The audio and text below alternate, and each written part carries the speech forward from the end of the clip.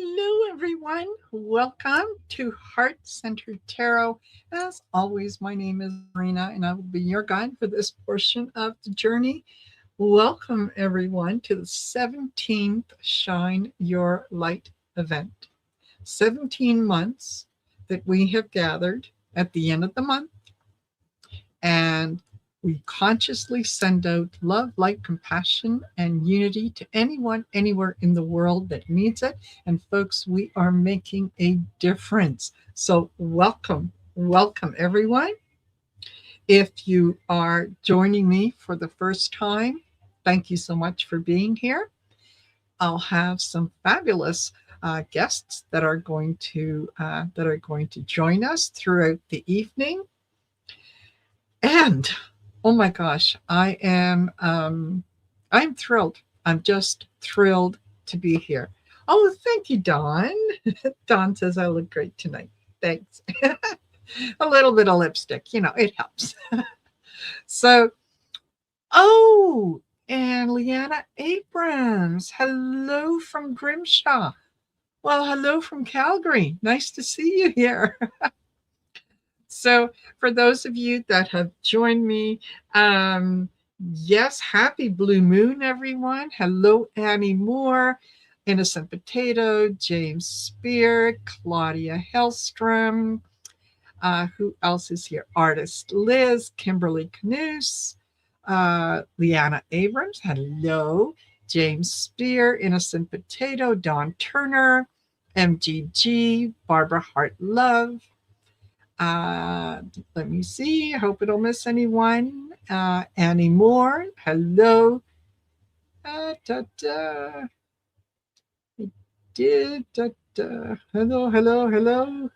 I'm just scrolling up to make sure that I've got everyone.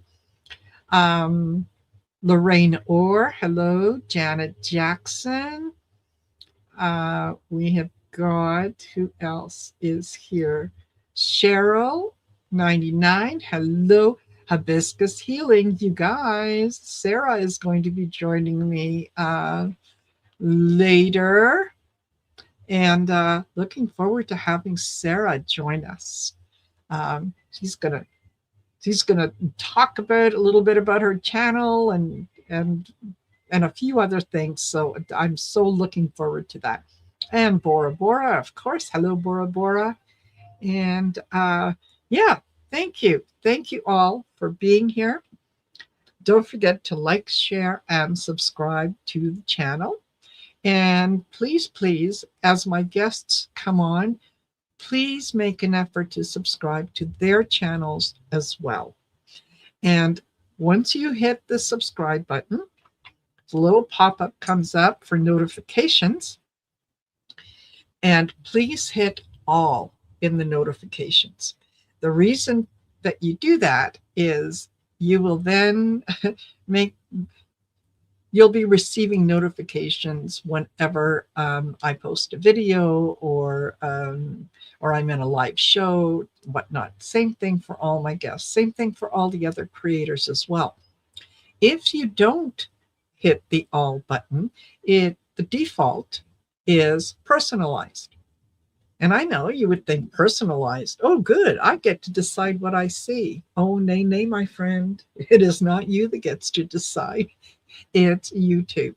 They will decide what kind of videos and what kind of content they're going to present to you. So even though, you may not be interested, you end up with some interesting videos that pop up in your feed. So don't forget, you like, share, and subscribe, and then you hit the all notifications. That way you'll get to see the things that you want to see. So anyone that has come in over the last couple of minutes, hello, Shining Love, Light, Truth. Nice to see you here. And yeah, fabulous. So let me tell you a little bit about how the Shine Your Light event works. Is we, at the top of the hour, just before the top of the hour, starting at the 7 o'clock p.m. in your particular time zone. So, of course, we'll be starting in the Eastern time zone.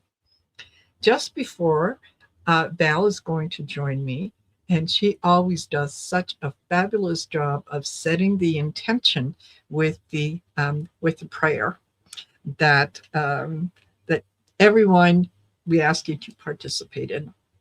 And then once we hit 7 p.m. in your local time zone, we're going to ask you to actively participate in what it is that we're doing.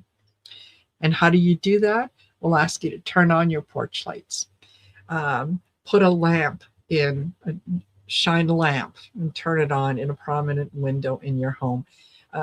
Use one of the Opry battery.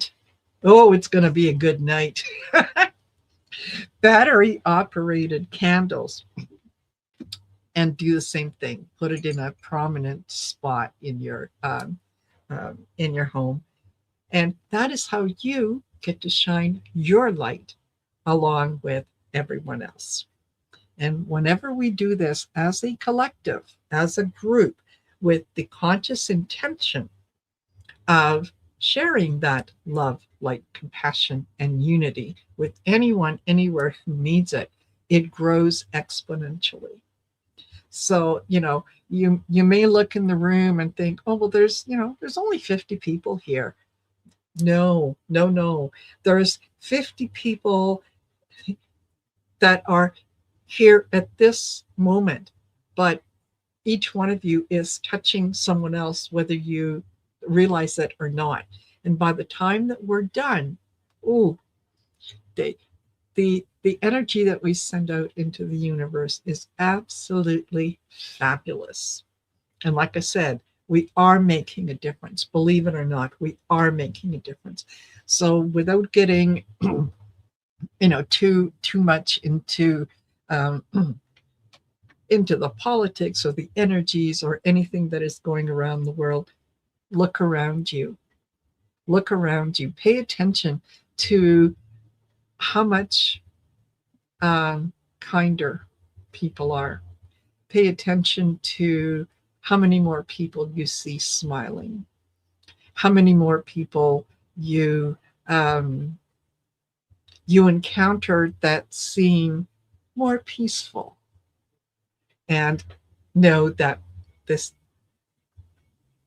the energy that we share with them is exactly why this event is so important, and why I love doing it. So is Shine Your Light my particular thing? No, not really. Claudia says, is a candle okay to put in the window? Yes, as long as you can see it, and don't forget about it. Okay, because we don't want to start any fires or whatnot. So, that's why I said a battery operated candle or whatever will work just as well. So, let me tell you how this event started. With Sherry from Trancing with Spirit. Her guides were very insistent that she start something like this. They gave her the information, they gave her the name, they gave her the intention of what they wanted this to be. And so she got in touch with me and asked if I'd be willing to participate in starting something like this. And I said, absolutely, of course, on board, totally.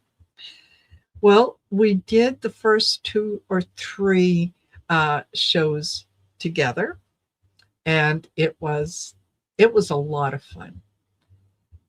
And then she got in touch with me one day and said, you know what? I've been told that this is yours.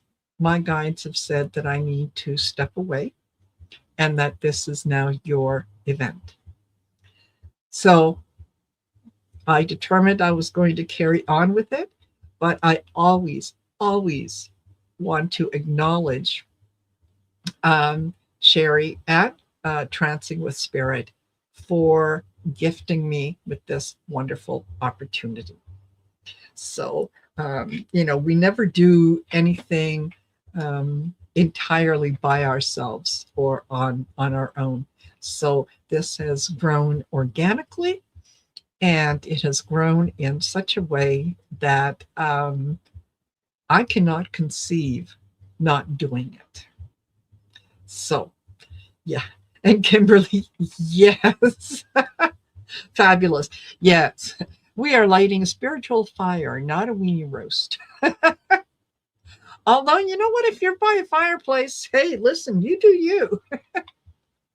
So that is fabulous. So thank you again, all of you, for being here, for joining me.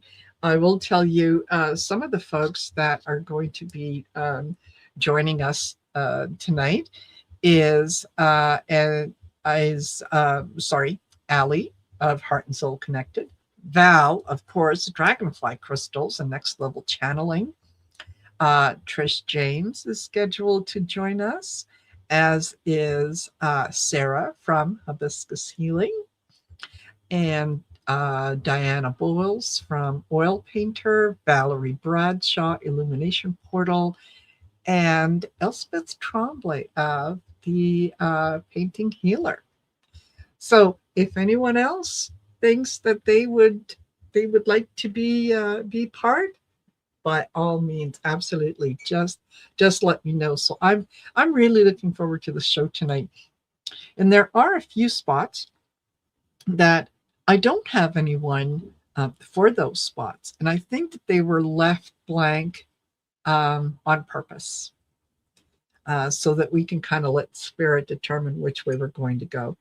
And some of the other folks that Daphne, Relaxing with Daphne, is off on another UFO conference this weekend. So I'm anxious the next time that she's able to join us to hear all about how that went and what she was able to uncover. Hopefully she'll tell us she had a visitation. That would be great. And Terry Suzuki is still in Japan. So well done, Terry. And Viviani had other obligations, so she may pop in and just kind of say hi. So there we go. And hello, Jackie B Readings. Thank you for being here. And Mary Hernandez Walker, thank you for being here. And Annie's Gifts, nice to see you. Peace, please. Glad to see you as well. And okay, I hope that I haven't missed anyone. If I have, please know that it's never anything personal. It's just, these eyes get old. Well, they are old, let's face it. And I'm too vain to wear the glasses that I should be wearing. So, there you go. That's it. All right. I hope that you guys are having a fabulous weekend. I hope that you're having a wonderful Saturday. And wherever you are, that it's been a good day. We've had, we are anticipating a lot of rain this weekend. We've been told that there's some places that are going to receive an extreme amount of rain. So I noticed that the river, we have a couple of rivers that run through Calgary, and one of them is very high, and that is the some of the dams, reservoirs, and so on that are now that. Whoa, I'm sorry, English is not my first language. Yeah.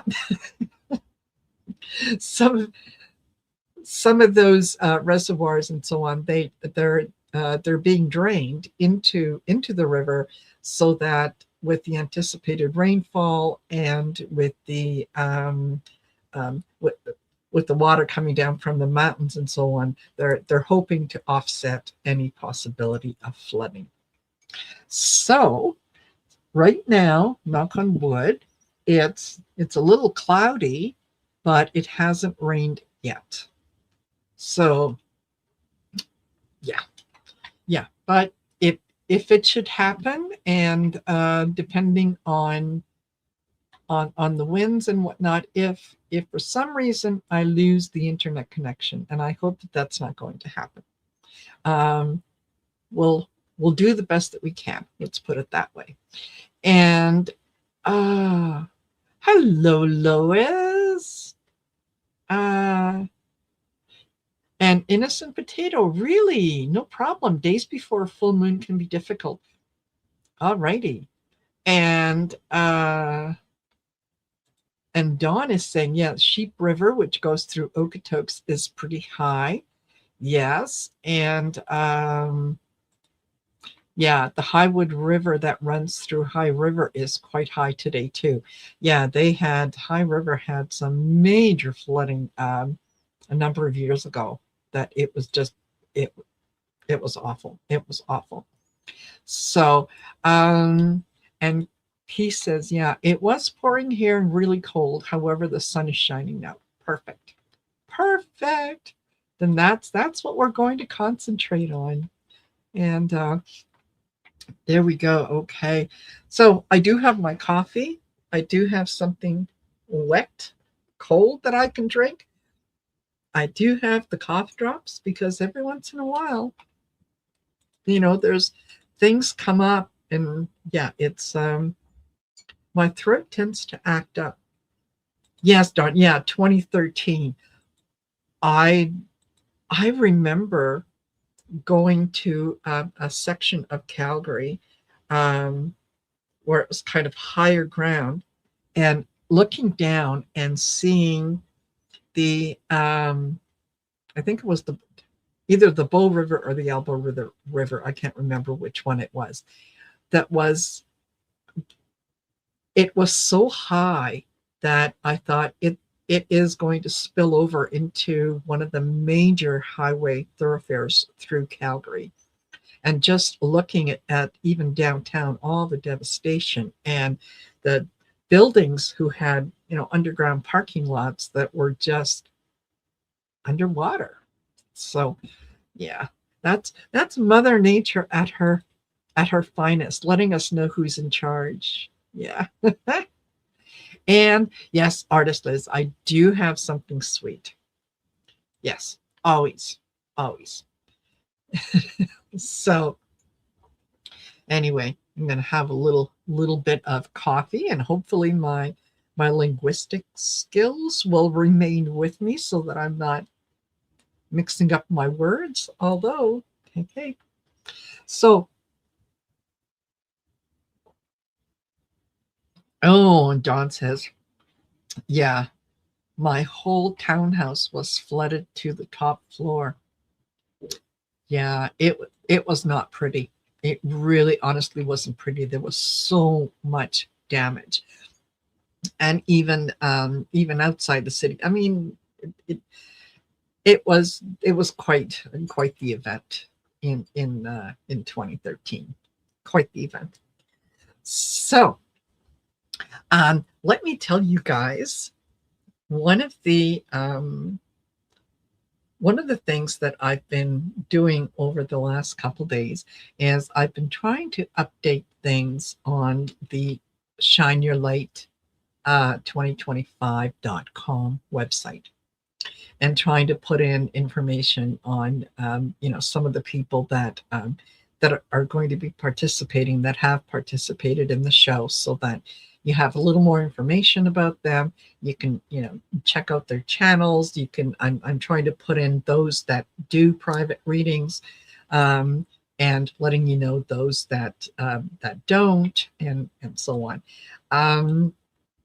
So the Shine Your Light event does have some merchandise if you're interested in having some Shine Your Light merchandise. I'm going to show these to you. This is a lovely little teddy bear, and you can There you go. See, he's wearing a t-shirt that says "Shine Your Light." It does say 2025, but you know what? It shine your light any year. Okay. Yeah. And it says love, light, compassion, and unity. This is one of the teddy bears that is available, and I'll let you know where you can go for these. And this is a bigger one, a little bit of a bigger bear. And again, got a little t-shirt that says "Shine Your Light." Um, to If you wanted to check out some of the merchandise, you can do so. Just a second. I just have to find it here. Scrolling up to the top. Scrolling up to the top. There you go. Found it. All right. There you go. It's heartcenteredtarot.myspreadshop.ca. You can access that by going to my main YouTube page. Click on more. Okay, you'll see there's a little description of the channel, and then there's 3 dots, and it says more. If you click on the more, it will bring up a window that has got a lot more information, like my email address, the spread shop link, the link to my web page, and so on. So you can go on there and take a look around, see what's available in terms of items. There's t-shirts, there's hoodies, there's all manner of things. I love the teddy bears. I really do. Not only because it's a great thing to have yourself, just having a little teddy bear, but because this, honestly, I think is just an absolutely fabulous gift to consider gifting a family member that's pregnant, that is expecting. Let that child grow up. Let this shine your light concept be something that surrounds them all the time. So take a look for the teddy bears. If you're having trouble finding them, I think that they're under. It could be accessories. I'm not sure. But if you're having any trouble, send me an email, and I'll steer you in the right direction. So there's that. Like I said, there's t-shirts.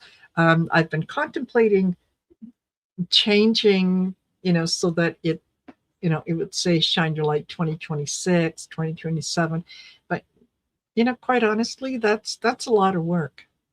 So I just might leave it at "Shine Your Light 2025" and take it from there. So yeah, you guys can let me know. Should I include the current year in there, or just leave it the way that it is, and let's just go with that, with the message. And then however whatever direction you guys think you'd like to go into, I'm there. Well, yeah. And dogs were begging, forgot the traditional bowl of Shine Your Light vanilla ice cream. Got one for me too. Good for you, Kimberly. Absolutely. I was out earlier today. I had to pick up a few things, and ice cream was one of the things that I picked up. But so there. Alrighty. So we're I think we're about 4 or 5 minutes away from the top of the hour in the Eastern time zone. I think it's Val should be joining me anytime. And well, I'm so looking forward to see, what did I say? What did I say? She should be joining us anytime, and boom, there she is. Pops up. Popped up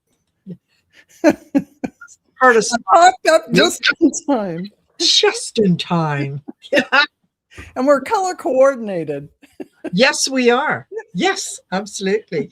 I'm That's, I'm I'm a little sparkly because I just felt it like looks good. I wanted to sparkle I today. think it should be a sparkly day. 17 Shine Your Light events.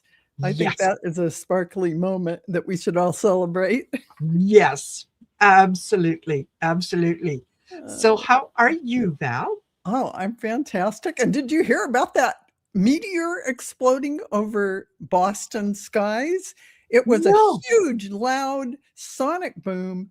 And they have pictures of it exploding, and they have the sound from so many people's door ring cameras and Yes. whatnot of this loud sonic boom that ignited over the Boston skies. So that was a big deal. And you wonder, I mean, the timing of it all.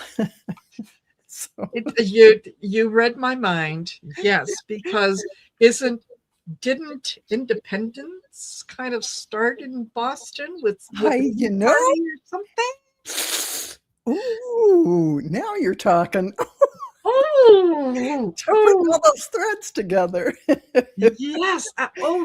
I Yeah, didn't that I just didn't gave hear me the about it, chills. Yeah, yeah, yeah. but I definitely will look it up Yeah, because it yes, sounds like that it's heralding the absolutely, absolutely. Oh, oh, that feels good. I like yeah, that. And today is a blue moon. yes. Mm. It all speaks for itself. Yes, it does. Yeah, Love it when the universe gives us the message. Uh, exactly. So, so you got something for us, my friend? I do. Oh, I can't wait. Oddly enough, I do. I have something for you all Ah, for the fabulous. opening. We'll call it an invocation. It's a prayer of intention. It's all of these things for the Shine Your Light event on May 30th today. So Yes. let's just start by taking a deep breath in through your nose. Imagine light filling your heart and pausing at the top, and then exhaling and visualize your light going all the way around the world, all the way around the world. Beloved Source Creator, Infinite Creator, expressing through all, we gather in awareness of who we truly are. We recognize the divine presence that lives within every being, every heart, every expression of life. We acknowledge the one consciousness that animates all creation and connects all things. We stand together in remembrance. We remember that we are not separate from Source. We are Source expressing itself. We are not separate from one another. We are unique expressions of the same infinite light. Humanity is awakening to its interconnectedness. Hearts are opening. Consciousness is expanding. Compassion is deepening. Wisdom is emerging. A greater awareness of unity is unfolding across our world. We welcome this expansion and allow it to express through our thoughts, our words, our action, and our presence. We embody the frequencies of love, peace, clarity, harmony, creativity, and joy. We align with the highest expression of our divine nature. We trust the wisdom of life's unfolding. We recognize the sacredness of this moment. We honor the journey of humanity and the magnificent awakening taking place within the collective heart. As we gather today, we shine our light naturally and authentically. Our presence uplifts, our compassion leads, our wisdom illuminates, our love transforms. We stand as living reminders of what is possible when humanity remembers its true nature. We do not have to try to become the light. We already are the light. We are here to consciously embody, express, and show the light that we are. And may this gathering serve as a beacon of remembrance, inspiration, and connection. May every heart present here or on the replay receive exactly what resonates with its highest unfolding. We celebrate the light within ourselves. We celebrate the light within one another. And we celebrate the one light expressing through all. And so, with gratitude and joy and open hearts, we begin. Together, we remember. Together, we embody. Together, we shine. And so it is. So shall it be. It is done. Okay, so Thank you, Val. That was absolutely perfect. you're welcome. That And was absolutely perfect. yeah, Thank you. everyone, check out that the meteor. Yes. I'm going to Yeah. leave you here. I'll be back. Yes, you Okay. will. Thanks, Bye, Val. everyone. Bye You're for welcome. now. Bye. Oh my gosh. Can you imagine, guys, that didn't I start off by saying we are making a change? We absolutely are making a change. We, whether you feel it, um, whether you can see, um, you know, evidence of it, believe that it is happening, and it is absolutely, it is happening. Um, there's there's so many good things to concentrate on, to think about. That, yeah, this is fabulous. So we are just a minute or two past the 7 p.m. Eastern Daylight Time Zone. So for those of you in the East, turn on your porch lights, turn on a lamp in a prominent window, put up one of those battery operated or electronic candles, but shine your light. Let others around you feel that energy, right? And you've heard me say before that when anytime that I think about this event, I automatically picture myself being in on a space station, being somewhere above the earth, and I'm watching, and I'm seeing parts of the country just light up until by the end of the event, North America is lit up. And it always brings me a sense of joy, sense of peace and encouragement when I can visualize everything just lighting up. Because every day more and more people are coming around. They want to hear what it is that we have to say. They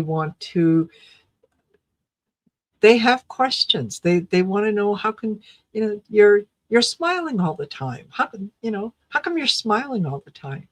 Because things are good. The world is a good place. It really is. And we are actively participating in making it a great place. So I see we've been joined by a few more people. Hello, Charlie C. Sage and MLR. Nice to see you. And I noticed, yeah, some of your comments. And yes, we also welcome others in other parts of the world to join in the Shine Your Light. Absolutely. Absolutely. That would be the ultimate goal. That would be the ultimate goal. So that I could hand over, let's say, the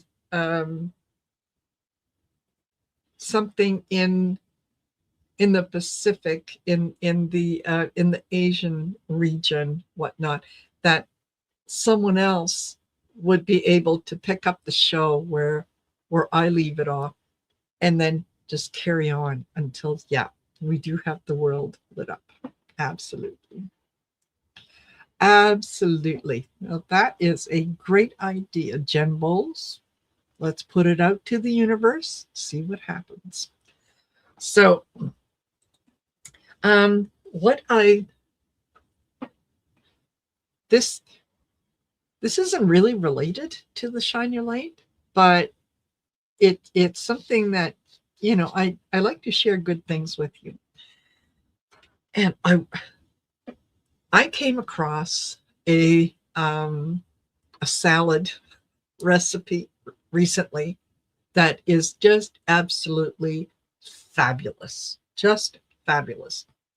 And I tend to prefer having salads, especially in the summertime, because it's not only do you know am I eating nutritious food, but it's also cool. It's crunchy, crispy, all that good stuff. Well, came across this recipe for Shirazi salad. Here, I'm going to post it down here.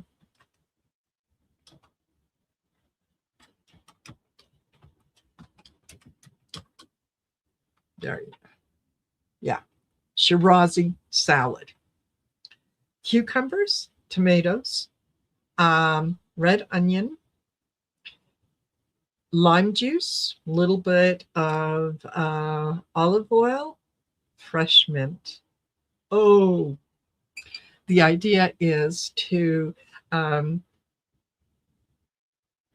uh, to cube the cucumber, the tomatoes, and the onions very, very finely, right? You cube them into small pieces. It is so good that the longer that it sits in that in the lime juice and the olive oil, the better it is. Oh, yeah. I had to run, as I said, to the grocery store earlier, and that was one of the things that I needed to pick up was I needed to get more cucumber.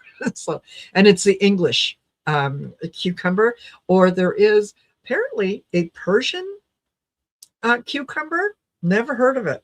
So I'll have to go looking for it one day. Hopefully I'll find it.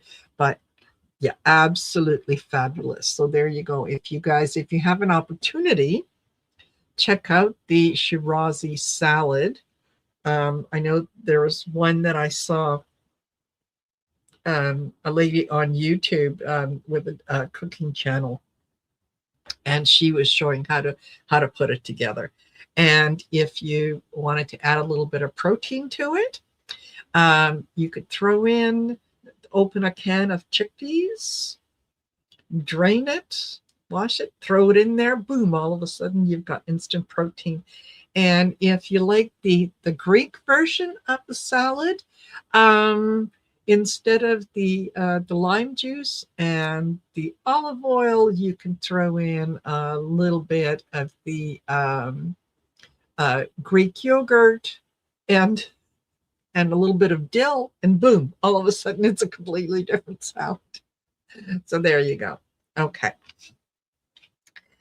The other thing that I thought that we could chat about, especially during this event, is yes, we do have a blue moon. What do you do when there's a full moon? Well, excuse me, that is a great time to um, put out your crystals so that they can be cleansed and recharged in the moonlight. You can, during a new moon is when you set your intention. During the full moon, you can repeat that process, and you can bring in a lot of great manifestation and whatnot. So look, there's all kinds of information available out there, and especially on YouTube, in terms of some of the rituals and things that you can do. But there is great power in a full moon and in a new moon. So the fact that the show is happening during a blue moon, hey, I'm absolutely okay with that. So I just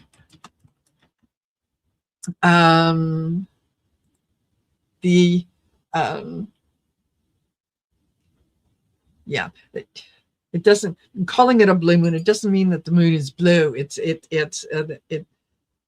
Um, it's just the fact that it's an astronomical term for the second full moon in any calendar month, and May just happens to be one of the months that has that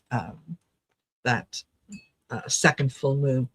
So Kimberly says, I was just thinking about the chickpeas and a sprinkle of fermented turmeric cauliflower I make for a bit. Oh, absolutely. Absolutely. That, yeah, just and anything that is cool in the summertime. I find I eat a lot more vegetables. I eat a lot more fruit and whatnot in the summertime. So, and Dawn, um, tuna might be interesting in that. Um, hey, give it a try. Yeah, give it a try. Yeah. So, oops, let me see. I thought I had something up there. So, um, while we're kind of waiting, and I know most of you didn't show up here to listen to me talk ad nauseum. So give me some ideas. Let's share some things with each other over the last, let's say, 3 to 6 months. What kinds of positive changes have you noticed in the people around you, and in um, your neighborhood, in your hometown, in your workplace? Um, I have noticed that people they're definitely kinder. They're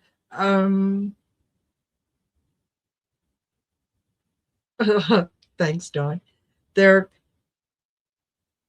where before, if if if I questioned someone, or if I had a concern, let's say, they would automatically kind of be on the offensive. But I'm noticing that that seems to be shifting. That people they're listening to what you have to say before they're automatically going into that defensive mode, and kind of they're not really listening to what you have to say as much as they're formulating the next thing that they're going to say to you. And it it's happened more than once, so it's not just a simple coincidence, right?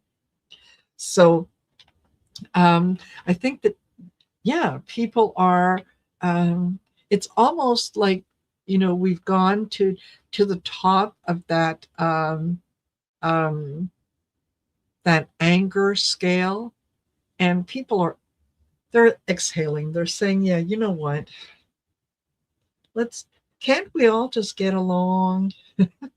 So yes, absolutely, Janet. Yeah, people are kinder.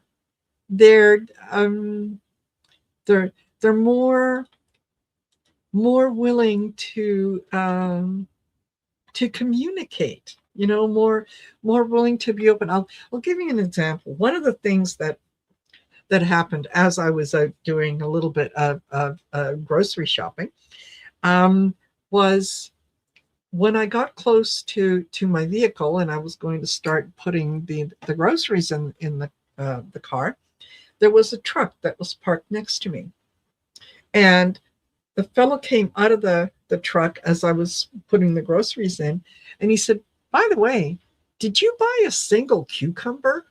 And I went, "What?" I'm thinking, how does he know I bought cucumbers? And I said, "No, I bought a package." He said, "Yeah, so did we. I'm just wondering." And he pointed down to the ground. There was a single cucumber, wrapped single English cucumber. And I said, "Oh, no, no, I bought the three. They were on sale." And he said, yeah, yeah, so did we. So, okay. I said, well, I mean, if you want to take it, take it. And he said, no, I said, I think I better take it to the store. Somebody might be missing it. And I thought, oh, that's a change, because normally, whoever spots it, oh yeah, that's mine. Ooh, I got something nobody else did. And it put a smile on my face. I thought, that is fabulous. That is absolutely fabulous to take it into the store and say, hey, clearly somebody paid for this. And they might get home and realize it's not in their bag. That's the way we used to do things back in the good old days. And yes, absolutely. Innocent Potato says, people in my small town are friendlier and stop and talk.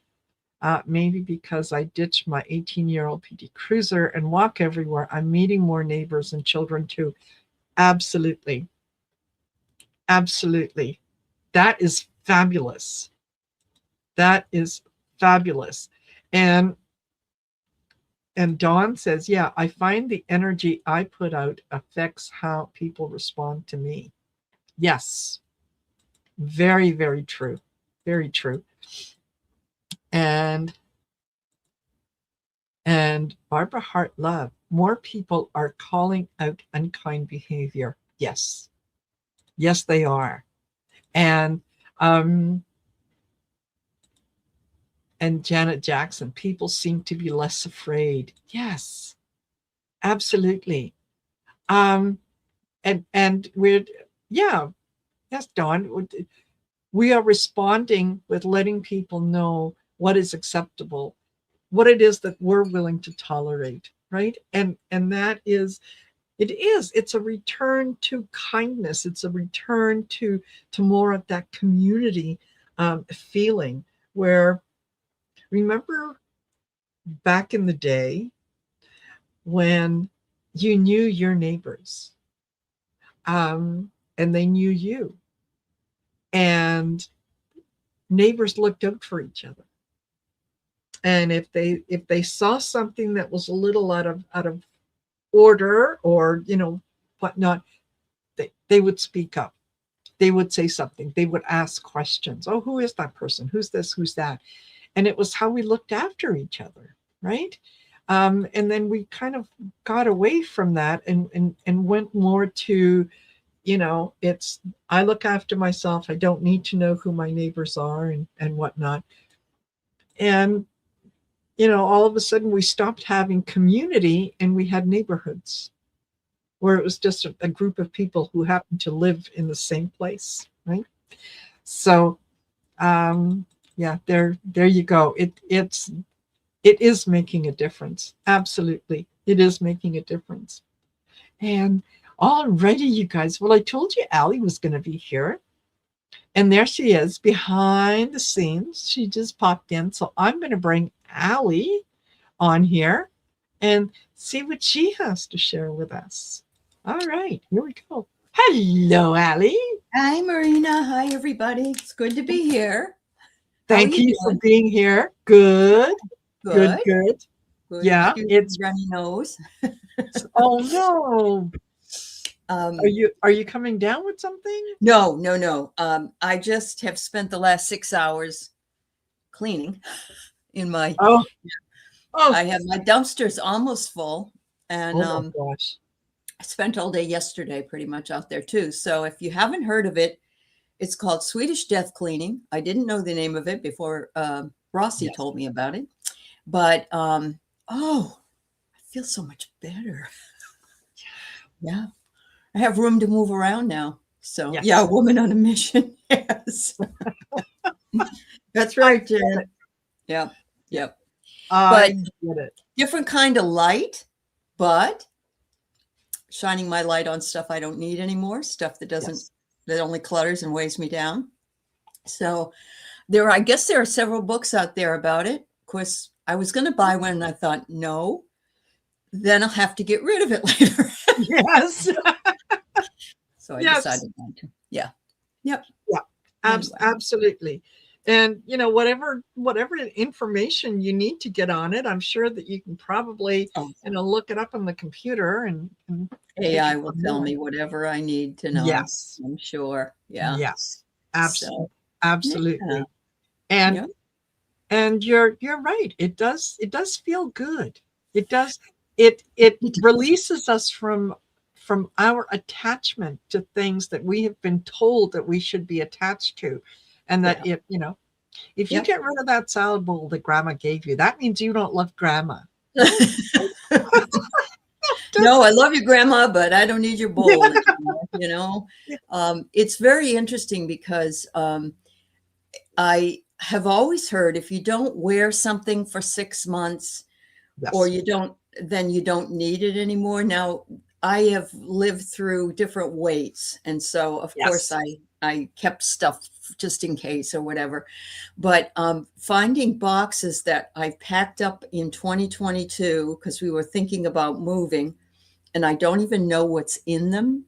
And yes, and there's a lot of dishes, and I just have it out there. I think eventually I'm just going to take it up to the thrift store, and yes, I don't even look at it. I don't even think about it. yes. So, yeah, yeah. No, I get that.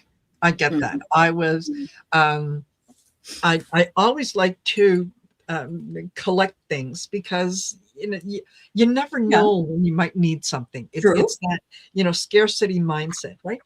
Hmm. And the last time that we moved, um, my son was saying, "Look, you've got boxes from the last move that you haven't even opened, Yeah. and now you want to take these boxes and move them to a new place. Yeah. Why?" Why? That's right. Oh, Because, and then you're just stressing because a couple of these boxes were extremely heavy. yes, And I thought, what am I doing? I'm not going to get any younger for being able to yes, move all this stuff. exactly. Yeah. Exactly. Yeah. Yeah. And he had a really good point because my go-to argument was, well, I'd have to go through them first to see what's in Right. them. And Yep. he said, Mom, if there was something that you needed in them, you would have already opened the box. Yeah. If it was something that you needed and you couldn't find it, you probably replaced it. So what does it matter what's in the box? Yeah. Yeah. And it was like the light went on, and yeah, it Hmm. was so much easier then to Yeah. the move went so much smoother because it was, yeah, that box, it's sealed box. What does it say on it? Kitchen? Okay, yeah, donate that. Throw it out.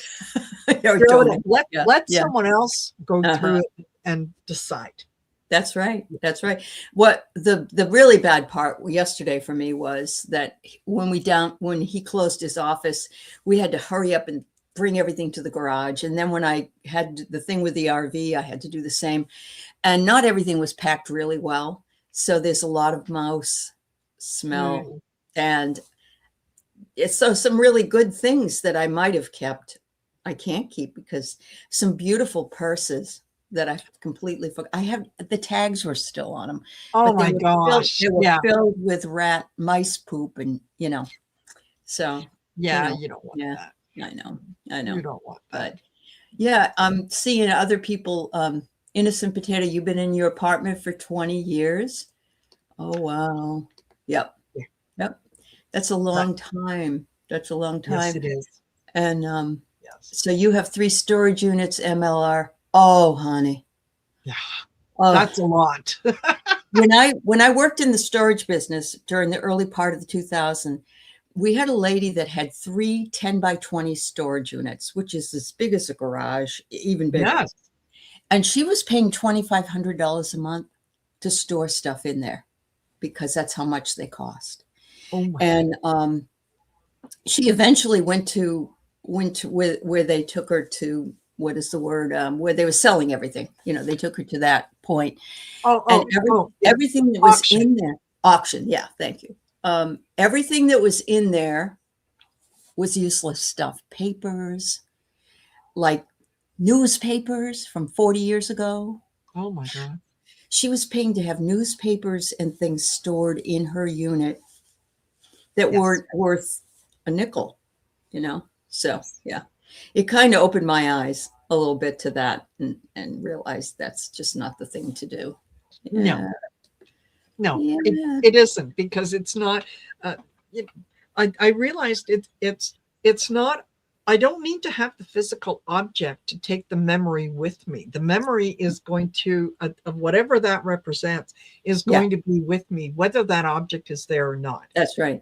What if something happened to it and I dropped it and it broke? Does that mean poof, the memory's gone? The No. memories. Yeah. Yeah. So Yeah. some things I wish that was the case, but no. I know. There are some things that I wish I hadn't lost. Let's put it that way, because I've downsized before. But really, a lot of the younger people don't want our junk. They'd say, that's not my style. I'm not interested in it.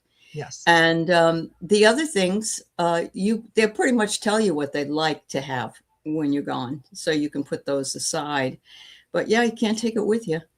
No. Not at all. Yeah. No. Yeah. Exactly. So, yeah, and Jen, yeah, you're absolutely right. I have evolved so much personally that I want my world to represent me now. It's more about the feel rather than the things. Yes. Absolutely, Jen. Absolutely. And we do change and evolve, and things change. Things we like change. Yes. Decor. Exactly. Oh, 2000. Oh, honey, I've been there with books. Yeah, I have. Is yeah. Mhm. That I can understand that. Really and truly, I can understand that. As an English major, there is nothing Yeah. more valuable to me than a physical book. Yeah. Something that I can read, that I can engage in, that so thinking Yeah. about disposing of books, it's almost like a Yeah. Because they're most of them are timeless. Yeah. Yes. That's very true. I had started collecting leather-bound books and all the classics.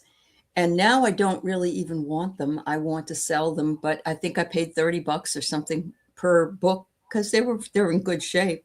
So Yes. there's that chore that I have to look at Yes. too. But I sometimes it isn't even worth setting it up to sell. I'd rather just donate it, take that right off my plate. Yeah. Yeah. Mhm. Absolutely. I ended up boxing a lot of the books that I had, and I took them to a store here in Calgary that bought used books. Oh, good. Yeah. And yeah, they would resell them. Mhm. And I can't remember what they gave me for all the books that I had. And it was, I mean, someone else can get pleasure out of it. Yeah. I wasn't selling them to make a profit. I didn't buy them to make a profit. Right. Yeah. And then No, I agree. Mhm. yes, Jen Bowles, you can donate them to a library. You can Yeah. consider donating them to a women's shelter, a homeless shelter. Uh-huh. You know, there's Yeah. a lot of places Uh-huh. that can Yeah. get benefit of it. So Definitely. Now I've got to do the same thing with tarot cards. I'm not throwing them away, and I know Goodwill wouldn't want them because they're a little bit on the woo-woo side for them. Yeah. But maybe Half Price Books will take them. The place like that. Yeah. Yeah. And you've been it's funny, we're kind of on the same wavelength, because I've been thinking, that a lot of the cards that I have, I don't use them all. No, I So know. it's just they're just sitting here taking up space, and I can energy. find other things to take up that space. So thinking about possibly a either a gifting program or something along those lines, where they some of the things that they used to say was, well, when it came to getting your let's say your first tarot deck, that it should be something that someone gifts to you. True. I thought, maybe That may Yeah. not be a bad idea, is to, Mhm. somebody is new trying to figure it out. Here you go. I gift you with this. Really? Yeah. I mean, I Sure. have some. I haven't even they haven't been touched. They're still in the plastic. They're not, because I might forget I have them or something. But Yes. yeah, you're right, Marina. And I think also it's wonderful to be able to shift the older energy of the Yes. cards into some newer energy cards. Yeah. Yeah. Yeah. That's Oh, and awesome. Annie's gift says, yeah, bookstores love tarot Do they? cards. Oh, good. And Okay. this is interesting. She is reading and then leaving them when she is done. So Oh, someone is, yeah, using the tarot cards to do a reading, and then, oh, Annie's oh, gifts. I gave away great. 4 decks to new readers. That's an Very nice. idea. There you go. There you go. Because There they you, are expensive, very expensive. yes, yes, Most of absolutely. them are because of the card stock, I believe now Yes, that, well, like Trish James's are about $100 a piece. There's yes. $50 for most of them. And if you get real lucky, if you can find one for like under 20. Yeah. Oh my gosh. Yeah, Yeah. yeah, absolutely. Yeah. Yeah. Absolutely. And hello, Jules. Nice to see you here. Yeah. Yeah. Called profession. His family hid. Whoops, sorry. His family. Oh, wow. Oh, wow. Yeah. Older decks and sealed duplicates. Oh, Very good. Very uh-huh. good. See, so Yeah. one of the things that I had mentioned to the folks before you came in, I said, well, I know that I am feeling a shift in the energy, a shift in the way that people are dealing with each other, and I'm finding them to be a little kinder, a little more accepting, and so on. And so I said, whether we realize it or not, we are making a difference with Yeah. these events when we make that conscious decision to to kind of shift that energy. It works. And so I was asking them, what were some of the the changes that they might have noticed in in their particular lives or areas or whatnot. So how about you? How about you, Miss Allie? Have you noticed Yeah, anything? I have. I'm seeing, I don't go out very often, but I have seen a lot more, uh, I don't know, what a community thinking, thinking Mhm. about not just ourselves or Yes, the ones in our yes, immediate area, but more community based stuff. yes, And it feels really good. It feels like we can uplift the rest of the community with that. So yes, that old saying where we can hold light for 200,000 people. Just think if you had 2 or 3 people in your yes, proximity, like you and Dawn Turner and a few others, yes, all working together. That's like maybe 1 million people, and exactly, it's got to hit sometime. exactly. Yeah, yeah. Yeah, it certainly will, and it certainly is. Yeah, I had said one of the things that I noticed is that in the past, if I had to question somebody on either something that they did or didn't do or whatnot, there was that automatic pushback, that automatic defense mechanism Hmm. that would kick in. And Yeah. it was very often it was a case of not really even listening to what I had to say because they're busy formulating the argument that they're going to give me. And I'm finding that that is becoming less and less. That Good. I will question something and it's like, oh, okay, well, blah blah blah. There isn't Hmm. that aggression, that Immediate. Yeah. yes, Well, yeah. could you pass that along to him because Put him I on, said, put I him on. said, I know, I said something and he wouldn't talk to me for 2 days, and it's like, don't do that to me. But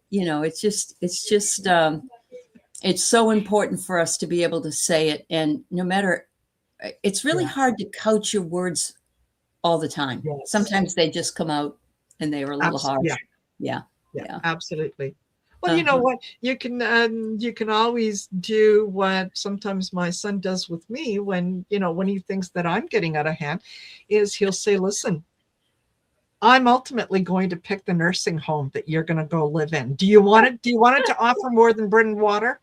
Yeah, there you go. There you go. Yes, that's a good one. I love that. Yeah, absolutely. So yeah, My just daughter said something similar to me before. Be very careful, mother. Be careful. Yeah. Absolutely. So Yeah. so there you go. Yeah. Yeah. And what have you got going on that we can tell the good folks about? That I know you've got a class coming up. I do, and I've got pretty good return. I still have some seats left, however. The first class starts. Actually, I'm going to be with Val at a psychic mediums class on the 6th, and it will be on those Saturdays. And then Sunday, I'll be on for 5 weeks with spiritual alchemy through journaling. And the word through journaling should never scare anyone, because it's really what you want to. If you don't want to journal, then you just don't journal, But we have a book we'll be reading and discussing, and we'll be talking about how to move lead into gold for us spiritually. Yes. And then in July, I have my ancestral healing class again, and I have a lot of people really interested in it. They're ready for that. They're ready to move to the next phase. It's not just karma anymore. It's DNA as well. And we got to clear it. Yeah, we got to clear that out. And how about yourself? Have you got some classes going? Yes, I do. There's Achieving Union, which is it's a 30-day course, but it's not it's self-directed, so that when you sign up for the course, you decide how it's going to fit into your schedule rather than how it's going to fit into mine. So it involves a short, maybe 5 to 10 minute video that I send out every day. And there's a couple exercises that I ask you to do. And the whole purpose of the course is that at the end of the 30 days, you have a much stronger relationship with spirit, and you're more able to recognize when you're getting messages from your higher self versus just outside noise. And the exercises are all designed to help you to pay attention, to help you to determine that. So that starts on the 1st of the month. So that will start on Monday. And then there's other classes and courses that are just, a couple hours that are going to be, the first part of June and whatnot. So good. Yeah, I know the folks can go to heartandsoulconnected.online to see what you've got coming up. So by all means, absolutely go check it out. Sign up. It's an investment in your spiritual tool chest, and it's something that you're never going to regret. It really is so much fun to see each other face to face. Yes. And make the decision that it's really hard to stop seeing each other face to face when the class is over. Yes. And so it really is about building relationships as well. Yeah, absolutely. Hi, Valerie. Illumination Portal. Valerie. Nice to see you. Yeah. Valerie will be on later on. Awesome. Yes, she'll be joining me along with her friend Diana Bowles of Oil Paper. Yay! So, yeah, looking forward to that.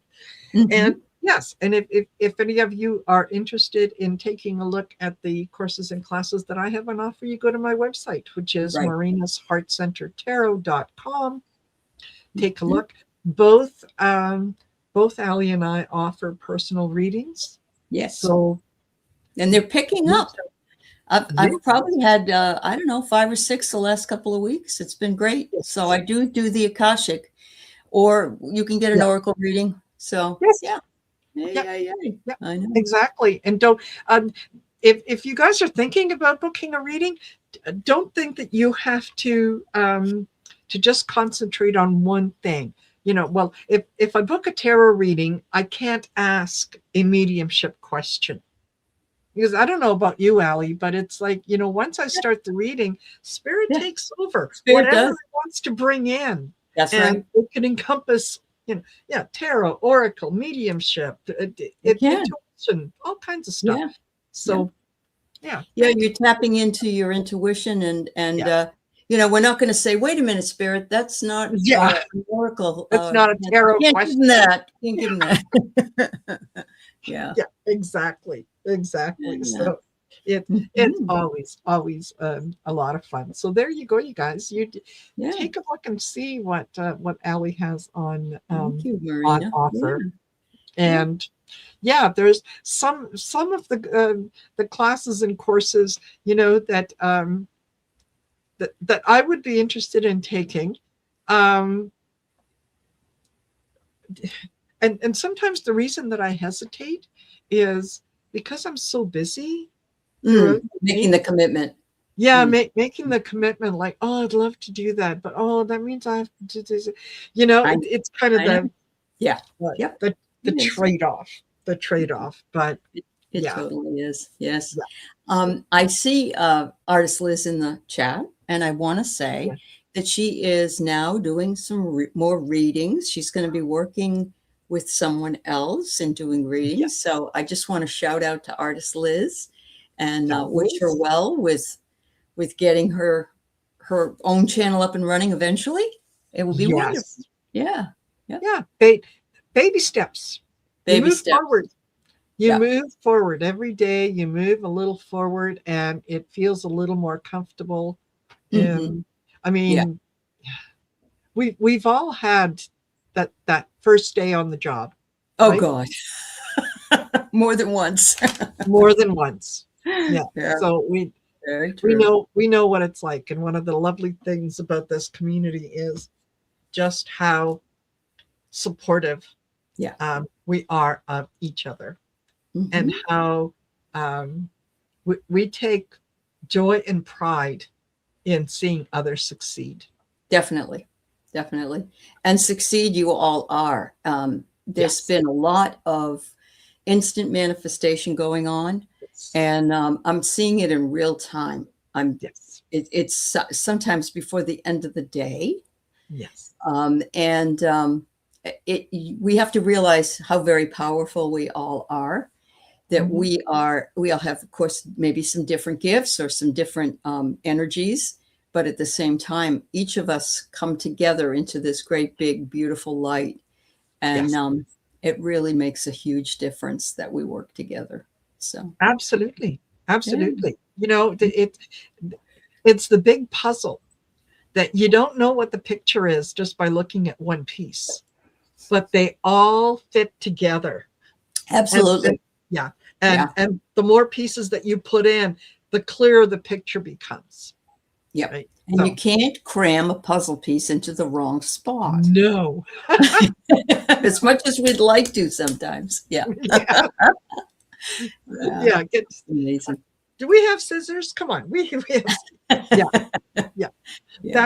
That was one of the things that I really, really enjoy doing. I haven't put together a puzzle in quite some time, and that's only because I don't really have a space that I can lay it out. With the dog and the cats who like to walk on everything and need to come and lay down on the puzzle itself. That's true. Are you working? Are you doing? It's so funny you say that, because I have a whole bunch of stuff moved around the house so I can put it away. Next thing I know, I see my puppy with something in her mouth that's lit up. And I'm like, what the hell is that? And it was a thing that you push to get them to stop barking. And she's running around the house with it. Yes. They find whatever they I know. I'm trying to help you, Mom. See, my mouth is full, so I can't bark. Yeah. It was funny though. Her whole face was all lit up by this red light. Yeah. That is funny. That is, I bet that was, it probably looked really, really cute. So She's such a rascal, really. She's a yes, rascal. That's for sure. yes, yeah. And Yeah. yes, Liz, cats love to sit on everything. Yeah, especially when it's something that you're working on. Hmm. Yeah. Hmm. Oh yeah. they- I've yeah. not had that. I've not had that a cat, so I can attest to that. Although it seems my dogs always find the TV changer wherever it is on the bed, and in the middle of the night, it will be light. It's like Yes. wake every night, you know. Yeah. So yeah, yeah. Yeah. Yeah. Um, No, Clarity's not so much concerned anymore with things. We had to, when she was a puppy, we had to take things like the remote control and right, and, and right. whatnot, put it in a box that had a top that she couldn't get into, because she Mhm. did go through a couple remote, you know. Yeah, But that was, listen, you leave it out, you take your chance. You're dealing with a puppy, right? You don't know. yeah. Yeah, she doesn't really care too much. But the cats, on the other hand, yeah, they How old is Clarity? Is she under 5? 6. No, Oh, she's she's 6. Okay. 6. Yeah. Yeah, That's 6 years old. My April's 6 as well. Yeah. Yeah, Hmm. yeah, just fabulous, fabulous. That's good. So far, we were anticipating an awful lot of rain here, Okay. over the weekend. So far, it's cloudy, but it hasn't rained yet. So, fingers Yeah. crossed. No snow though. No snow. No snow. No, please, please, no. No.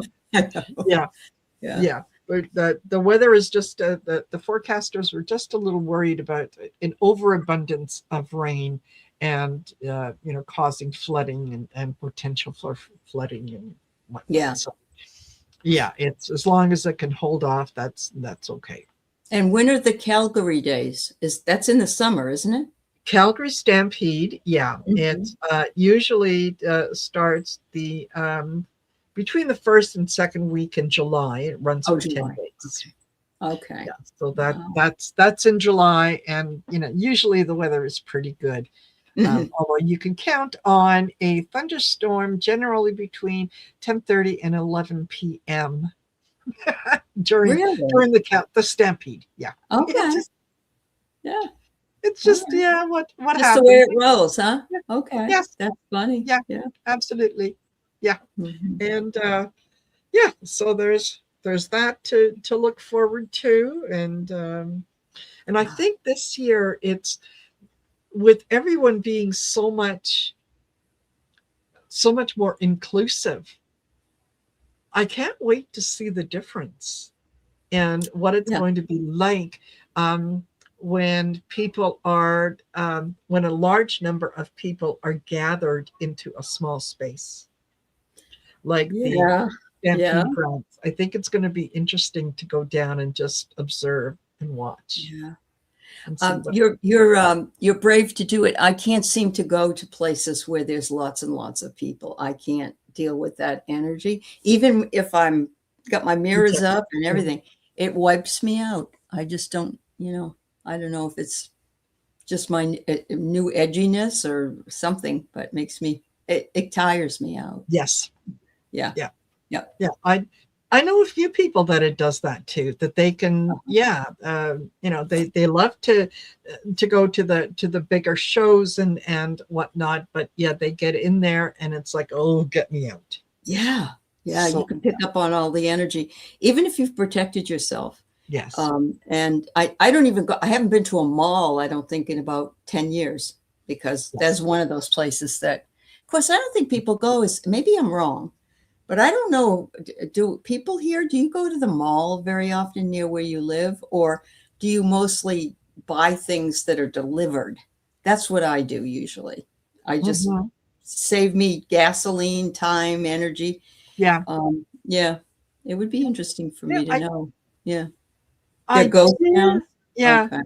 Mm, I yep. do like that. There's a couple malls that are close to me that I do like to go into, but Mhm. it's not. There was a time when going to the mall was an event.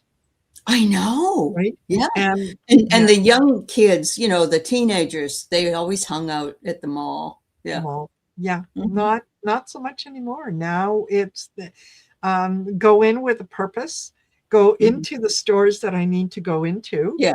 Yeah. And then when I'm done, I'm done. Yeah. Yeah. Well, So and then you're not buying extra stuff you really need to throw away at some point. that's exactly, Yeah. exactly. When I Yeah. look at all the stuff that no longer functioning or that I don't want anymore, and I see all these green dollar signs.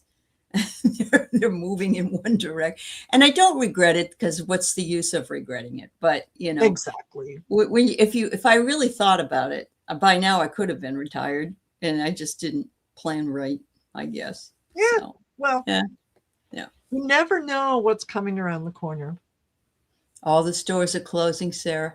I heard that many years ago that everything was going to be online, basically. Yeah, yeah.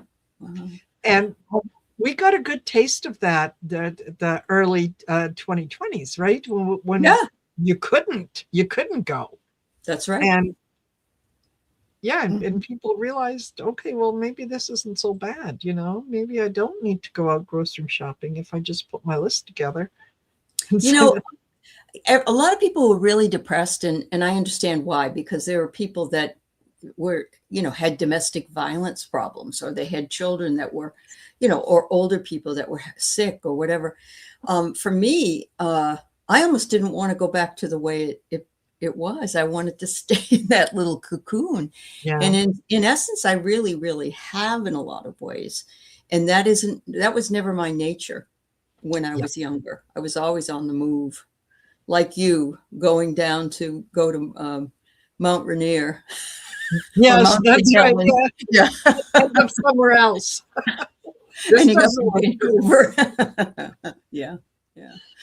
That It was a sure great makes for story. some good stories. It Yeah. does, The Marina. It things, yeah, does. the things that we do when we're young and invincible, Mhm. and when we have no fear and the world is our oyster, Right. and I think we're that way, yes, so that we can make those memories that we can remember as Yeah. we get a little older. And Yeah. when, yeah, the idea of going on a weekend girls trip is, oh no, I can't do it last minute. No, I have to plan for this. Yes. And I never know what I want to wear, so I bring way too Yes, much junk with yes. me. Or I'll bring three shirts, and oh, I only brought one pair of pants. Oh no, I spilled coffee on them. Yeah. Exactly. Uh, Exactly. So, yeah. yeah, Oh, and they're talking about powwows here. love, I love love. powwows. They're outside though, right? So Yes. I think that makes a difference for me. Yeah. Yeah. Hmm. Yeah. They Yeah. they are. They're generally, yeah, from what I've seen, they are outside. The one that I like to go to, it's a Tina Nation powwow. Um, they they have a quote unquote tent. It it's a wooden structure that it Uh-huh. has a roof and it has, kind of sides, but it's basically open, right? Hmm. Hmm. And seating all the way, bench seating all the way around and whatnot, so that you can, watch what's happening and participate. And Yeah. love the powwow, Oh love the God. drumming. The It's drumming and the beautiful, colorful clothing that yes, people wear. Yeah, it's awesome. yes, It's awesome. absolutely, yeah, Mhm. absolutely. Just love it. Can't wait. And that usually happens the um 2 weeks after the Calgary Stampede ends. I think it's um, Uh-huh. the weekend for the powwow. So you'll look forward to that. Oh, well, there you go. Yeah. Just change your hats. Exactly. Yeah. Yeah. And Dawn says it's already in my calendar and in Kim's too. Yes. Yeah. We had a great time Yeah, the I bet. the last time we went. The weather was shitty, but it was still. Mhm. Yeah, yeah, I So, get it. oh, here we go. Val is Val. ready to join us with her. Hi, Hello, Val. Val. Hi, Allie. Hi, Yeah. Marina. With the Yeah. wonderful start that she left us with. So I'm going to let her do her All right. thing, And I'm going to take the opportunity to Okay. I'll stay here with you and then I'll go bye-bye. as they used Okay, to Allie. Thank you. Thank you. Yes. All righty. Okay. Go for it, Val. Well, thank you. Okay, so take another deep breath in, everyone, through your nose, filling your body with light. And on the exhale, through your mouth, visualize your light going out into the world. Beloved Source, we gather in gratitude for the seen and unseen forces of love that support the awakening of humanity. We recognize the vast family of light that walks beside us. We welcome the presence of the angels, the archangels. We welcome the guides, guardians of light. We welcome the ascended masters, the great teachers, the wisdom keepers, and the benevolent beings who serve the highest good of all. We welcome the loving support of our ancestors, our soul families, and all who walk in service to divine love throughout the dimensions of creation. We recognize that we never walk alone. We recognize the divine assistance is always available. We recognize that love surrounds us, guides us, and flows through us. As we gather in this sacred space, we align with the highest frequencies of wisdom, compassion, harmony, peace, and remembrance. We open ourselves to the greater awareness of the divine presence already within us. We allow the veils of forgetfulness to dissolve. We allow greater clarity to emerge. We allow greater love to flow. We remember who we are. We remember why we are here. We remember our connection to one another, to humanity, to the earth, and to the infinite source from which all life arises. Beloved archangels, angels, guides, guardians, and masters, we thank you for your companionship on this journey. We thank you for illuminating the pathways of understanding. We thank you for inspiring courage, compassion, creativity, and hope. We thank you for helping humanity remember its divine nature and its shared destiny. Together we hold a vision of humanity awakened into its unity. Remember, together we hold a vision of hearts opening across the world. Together we hold a vision of wisdom, guiding action, love guiding choices, and compassion guiding relationships. We align that with that vision now. We embody that vision now. We radiate that vision now. May this gathering strengthen the light within every participant. May every person present leave with it a deeper understanding, a deeper awareness of their own divine presence. May our collaborative light serve as a blessing to humanity, and may all life upon earth, with gratitude, and may our, let me say that one more time, may our collective light serve as a blessing to humanity and to all life upon earth. With gratitude, love, and open hearts, we welcome the unfolding of this sacred gathering. And so it is, so we remember, and so we shine, and it is done. So Beautiful. sometimes I don't know what I'm saying, and it's just Beautiful. coming out, and I'm like, what did I just say?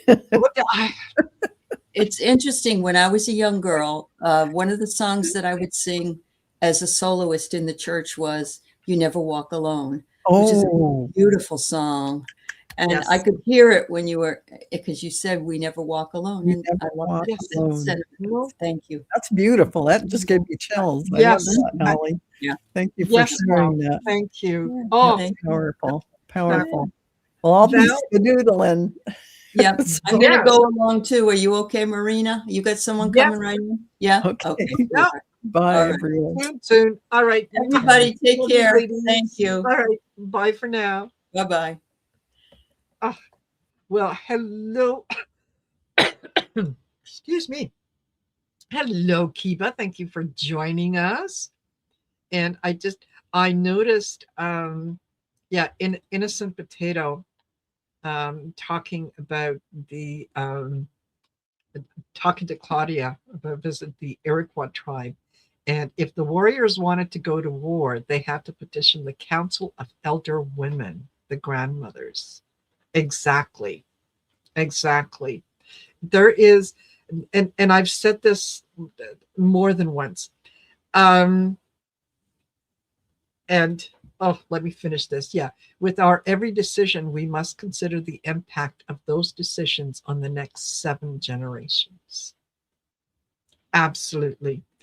There's there is so much wisdom in the Native community that if you're open enough to listen and to really hear and to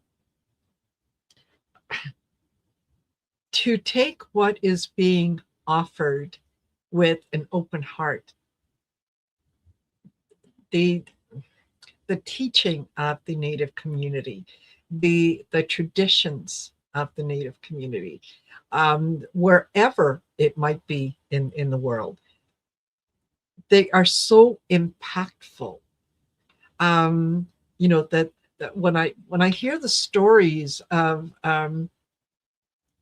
some of the things that the Native community holds sacred and dear, such as consulting the grandmothers, looking at knowing that we do not own the land. We are stewards of the land. It is given to us to take care of and to pass it on to the next generation in a better place than we found it.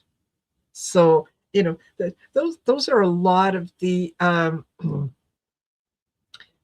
a lot of the things that we've kind of forgotten along the way, that we're so busy um, with with the idea of accumulating wealth, accumulating property, accumulating things that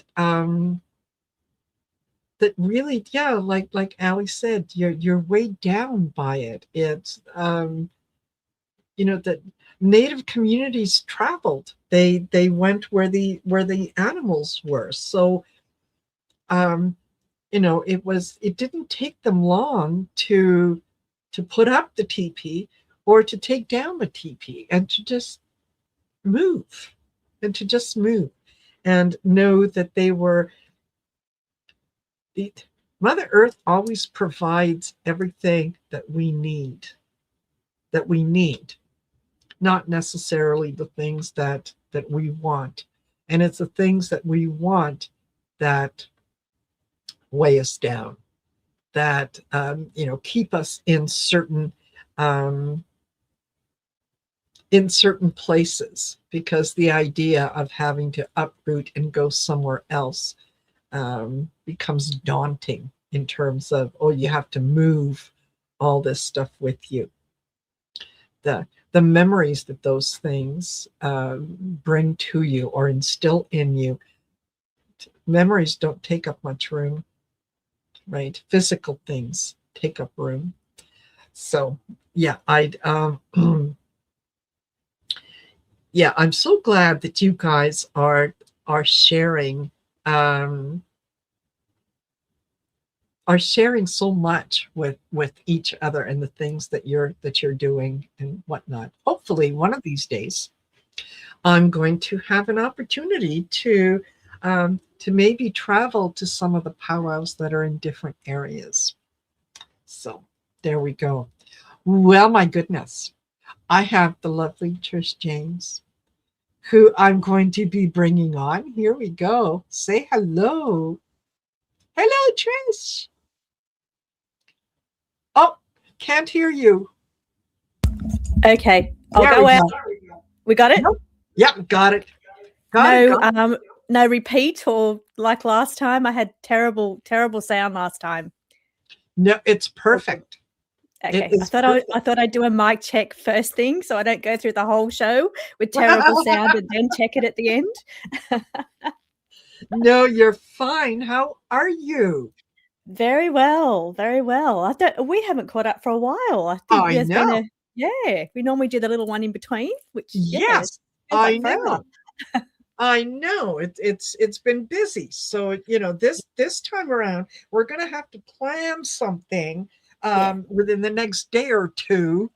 Yes. Yes. to, Oh, I had to have a couple of weeks off in May. I had just personal stuff with family. So yeah, I had to be on standby for anything that happened.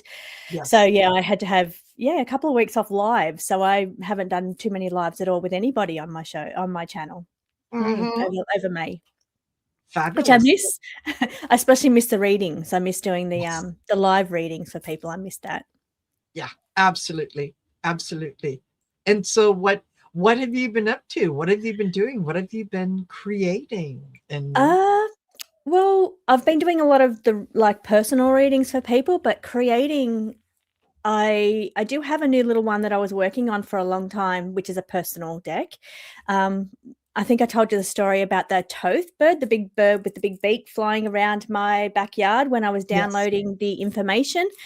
And that's been for a while. So I've been working on that one for a long time, and I got it done for my birthday. So I thought that would be the most beautiful birthday present to have that printed and done. So that one is done. I'm not sure what I've done with that deck. That's it. This is what it looks like. In those Oh, fabulous. beautiful purples and teals. It's Uranus.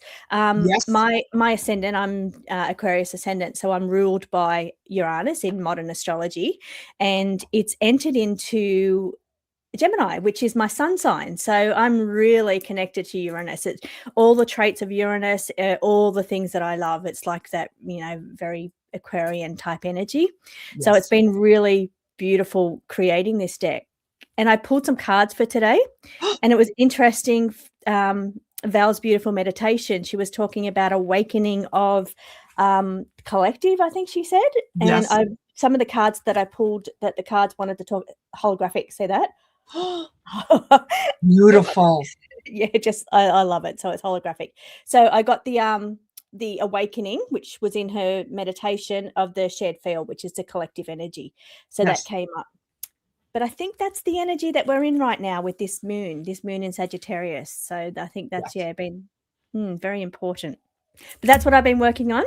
And one other thing that I'm working on for the end of the year is creating a collective deck, because it's all about collective, and that's what Uranus is.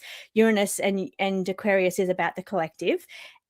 Every year, and I won't get my personal deck out because it's about that thick. It's like that Oh my thick. gosh. Because for the last 20 years, every experience that I've been through, I put it into an art piece. So over 20 years I've been doing this, and if it's been a really traumatic, I was caught in a cyclone once, and that was really, really traumatic. So I just took all that anxiety and that energy and I put it into the pieces I was working on, it printed it, put it into the deck. So, and I do that every year. I think, what's my year been, what has it represented for me this year, and I'll add new deck cards to my personal deck every year. And I thought, well, it's so beautiful and so special to do that. What if I did that for everybody? So I'm creating a collective deck that is everybody's experience for 2026. So what have you been going through? Have you had growth? Have you had awakening, evolution? Have you had difficulties and challenges? Has it been health issues?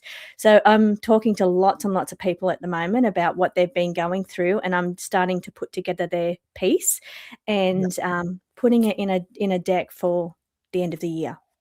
Oh, It'll that be will be limited, so it'll fun. only be really available mostly to the people in it. There'll be a few left over. But yeah, I just thought how special and how beautiful for everyone to experience what I do myself personally. So I thought, I might, and people are interested. So it's going ahead. Absolutely. Because it's a shared experience. Yeah. And I think, and more so moving into that collective energy too. Yes. More so.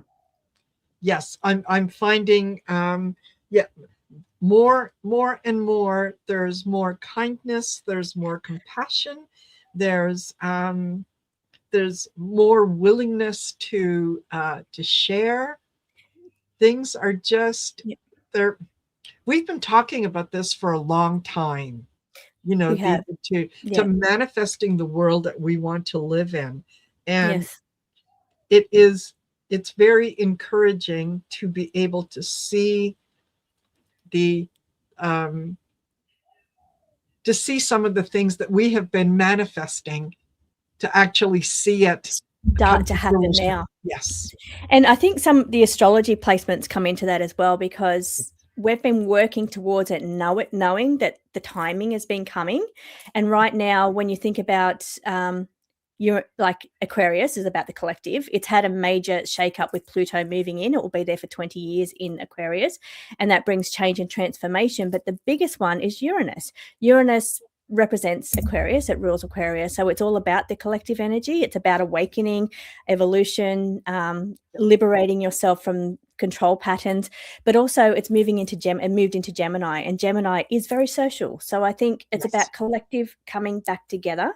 And I've been really picking up on this spiritually in the last few weeks, about a deep loneliness within the collective, and not lonely because you don't have a partner or a friendship, and for some people it is, but what I've been tapping into is a deep loneliness because of the way we've been pulled out of society, forced to do everything online, forced to not be part of a collective anymore. And I think people are starting to feel that as a deep inside of them, not knowing what it is. And I think it's a deep loneliness from the lack of that collective. And Uranus in Gemini wants to bring that back together, wants to bring us back together as a collective, which is really exciting. It is in a lot of ways. That was something that I talked about earlier in the show, but I couldn't quite put the proper language to it, and I think that you just did. And that was, we have gone from a place of community where we knew our neighbors, we knew the people that were around us, and who they were, and we looked out for each other. And then we went to a place of aloneness, where it was no longer us, it was me. And how can I accumulate more than the next guy, and my car needs to be newer and my house needs to be bigger, because those are outward signs of success. And we gave that up. We gave up that sense of community for all those physical things. And materialism. And now we're realizing that we missed that. So there is that loneliness, that there's, I can't quite put my finger on it, but it doesn't feel right. It's a deep feeling. It's a very deep thing. And I think it comes back to that community and collective. And you do, like you just said, think back to generations gone by. I'm an 80s child, so that was very sociable. We used to ride our bikes and, and go and visit people. It was like very, very much about being with people. And I think people are good. Like people are generally good. They just have bad days. People, or they don't take well to whatever's going on in the world. And that's where people can sometimes come down with their energy, or but I think genuinely people are kind and people are good. I mean, I like to think people are kind and good. They're just having bad days. But I think, this coming back to collective, I think that's what we're moving into. Artist Liz, evolving and shifting. Oh my God. I've been picking it up in readings, pick a card readings. There's a next level awakening happening, and that's the cards are saying they wanted to talk about that higher awakening. So it's almost like years ago, maybe 10 years ago or so, people started to open their eyes to the way the world was on a very physical level. What's going on in the world with governments, with rulership, with controlling and media and all those. People started to open their eyes to what media really is. It's a indoctrination or a control system. And that's it felt like a very materialistic awakening, that one. And like you said, you just said a materialism, that's what it's been. This next evolution feels more awakening to more broader spiritual, what we really are, who we really are, what this existence really is, what this life is, purpose, all of it. So I think we are actually at the precipice of a next level ascension or a next level awakening. So yeah, exactly what artist Liz just said. Yes, totally. That it's more we've gone from the me to we're shifting back into the we, where Definitely. yeah Definitely.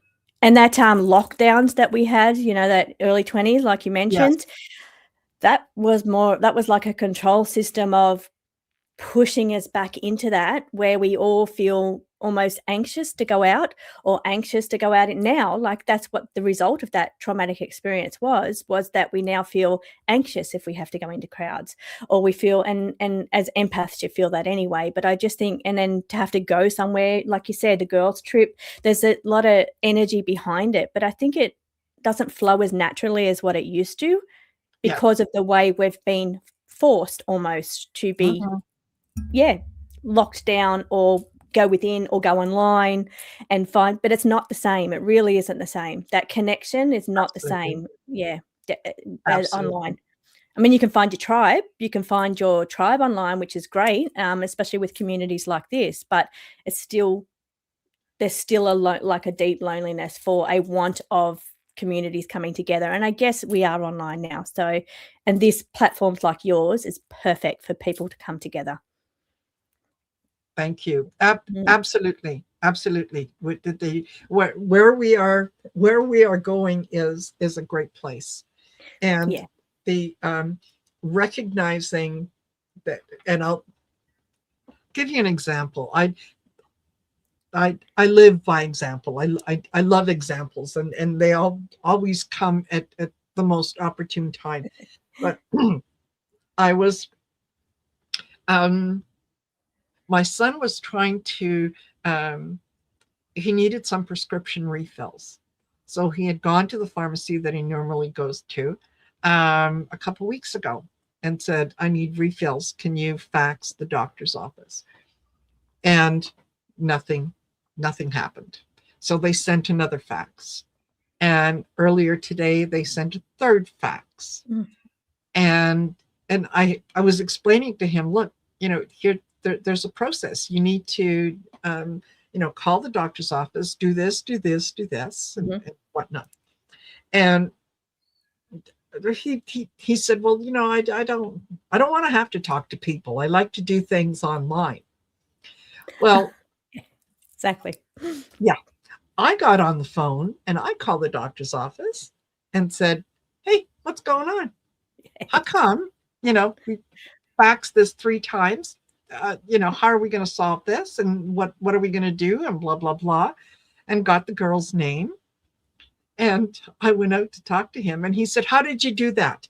Like, I called and the phone just rang and rang. I said, well, you gave up too soon. Yeah. I hung on until someone actually answered the phone. And so this is what you're going to need to do. Get in touch with the pharmacy again, have them send it specifically, attention this person, and then we'll see if that doesn't make a difference. And he said, well, I like to do things online. I don't know about having to deal with people and whatnot. And I thought, if we've gotten to the point where we have isolated ourselves so much that sometimes you don't know how to communicate, how to get to that next step. And, the idea is, getting back to that, getting back to the being able to talk to a human being and saying, exactly, hey, one-on-one connection. Yeah. So and it's skills that we've lost. It's skills that we once had that we've lost. And I think in like newer generations coming up, they, really thrive on the internet, thrive on this. But I just feel there's a call for coming back together. Absolutely. It's very important. And it's important, I think, for the lifting of everybody. And you think about the levels of depression, the levels of mental health that's happened during this phase that we've watched happen. We've watched people become disconnected. Actually, that's another card that fell out of my deck, was disconnected. And I thought, oh, well, how would I talk about disconnection? And I kind of just put it back. But yeah, that's what they want to talk about. So we've disconnected from each other's energy, from one-on-one communication, from, getting out in the public, being anxious, having to go out into crowds or shopping centers, and we pull back and do everything online. It's convenient, but what's it doing to that deep loneliness, or what's it doing to the collective field? Take a look at mental health, and that'll give you the answer, what it is actually doing. Exactly. And you know what? I remember years ago reading or seeing, a documentary on, and the documentary was about when a baby cries, should you automatically pick them up and soothe them, or should you teach them to soothe themselves? And the research found that those children, those babies who, when they cried, they were immediately picked up and soothed, grew up to be more social, more confident, more able to handle change and whatnot. Whereas those that had to self-soothe were shy, apprehensive, unsure of what was happening. And it reminds me that today, there was a good portion of the population that was literally raised on the idea of no, you look after yourself. And what they're craving for is, I'm crying. I need anyone to just, give me a hug. Tell me that. Well, they learnt self-soothing skills. They learnt how to look after themselves, how to soothe themselves. Didn't learn how to open up and share your emotions with another person, because that's what that is, when you bring in another person to help soothe you. Yes. That was not taught. That was not, that's what that's resulted in. Yes. Yeah, exactly. And that's where we've missed that. And I think we're realizing that, that we need to get back to that. We do. Yeah. I mean, I'm all for evolution and moving forward, but there's a nostalgia for the old times, the old times. And another thing I always feel is when I don't go out and get grounded, I feel very disconnected. Yes. And from everything. And I feel once you go out, and even if it's alone, even if it's walking, even if it's gardening, I usually do beach walks. It just, the body invigoration, being out, because when I do beach walks, there's so many people around, and you're around people, and just being around that energy, it's just really uplifting, I think. And you really see that people are genuinely happy and genuinely kind people. But when you're isolated, you just think, the world's just a mess. The world, everybody's nasty, everybody's divided, everybody's fighting. But when you get out there amongst it all, it's like, no, individually, people are not like that. I mean, they may be having bad days, they may be depressed on that day, but generally, I think when you're around people in general, you feel that it's not like you've built up in your head when you've isolated yourself. Exactly. Exactly. And I think one of the loveliest things to or one of the loveliest ways to approach someone if you need something is to say, excuse me, can you help me? And it's amazing how many people will just automatically, what can I do? Because that is our nature. Our nature is to look after each other, is to be helpful. It is. And I just saw a comment actually in the comments, Dawn, maybe, about the protectiveness of other people and not accepting people being talked nasty about. And I think that comes back to that protection too. And I think you have that looking out for other people and not wanting, I definitely feel that. amongst people, Yes. like not wanting to see other people in danger, for one thing. You're always watching Yes. out and looking out for people, but also the gossip, I'm always a bit careful about, people's feelings and, would I like to be gossiped, people talking about me like that. So I'm always a little bit careful about that anyway. But I just, Yes. I feel, I just noticed when you said that, and it came up in the comments at the same time. Yeah. Fabulous. Mm. Fabulous. It's So I had worth. a interesting experience, but my husband just dropped me a note. Oh, He said, "Don't forget to tell them what happened to me." And yeah, so one thing I have been noticing with people, you in the show, you were mentioning people becoming kinder. I think people are generally that way anyway, but we're starting to engage more with other people. But I've noticed that especially the masculine energy is starting to be more open to the things that we do, the type of energy about signs and symbols and all that kind of thing. And I'm noticing it around a lot of males. Well, my husband was making a big decision about retirement, and he spoke to you a few months back and said, "Is he going to be retiring?" He said, "Yeah, you will be." You do see that coming up. So he was really thinking about it. Maybe it's only happened in like the last 2 weeks. And he was thinking, "Oh, am I doing the right thing? Am I making a mistake?" And I said, "Well, what's your signs been? How easy of a process has it been to let go? What have your signs been? Is it the direction to retire been a clear path for you? What are the signs?" And then he says, "Oh, I just wish because our accountant is very hard to get to. Like he's very busy. He's a fantastic, amazing business developer and accountant, but he's very hard to contact and very hard to reach." So my husband said, "Oh, I just wish I could talk to my accountant." His name's Brad.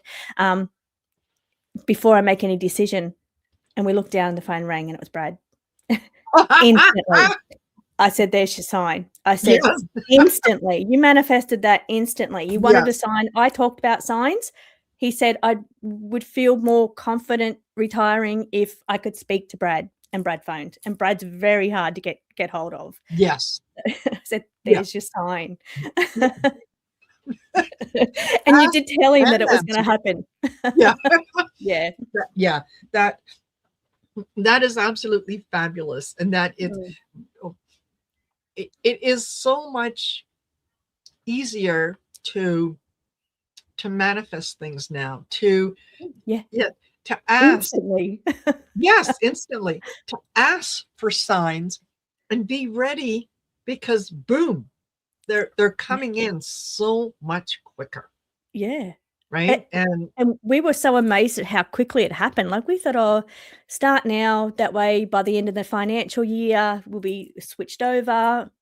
It happened in a week. It was done, signed out, done. yes. And it was that fast. I'm like, well, that's a clear path to me. So it must be the right decision. But yeah, so fast with the manifestation. Very quick. Absolutely. Oh, that is fabulous. Well, tell him, and if he's listening, tell him that, congratulations. He's listening. Oh, he's listening. Good. Well, congratulations. And I remember you asked me at one of the first shows that Trish and I did, you wanted to know if you could retire and was your wife going to make enough money to support you? Well, the answer is yes. Okay. It's happened. He's retired. Excellent. Fabulous. Yeah. Fabulous. Well, you guys, please. And Trish, I'm going to introduce you to someone new here that's going to join us. And it is Sarah from Hibiscus Healing. Hello, Sarah. Hi, how are you? Very well, thank you. Nice to have you here. Thank you for having me. What a beautiful room you were in.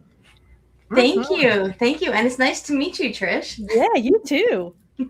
Yeah, Sarah I'm keen to hear about what you do. It looks amazing. Oh, I love those tuning forks. I just got some for my birthday.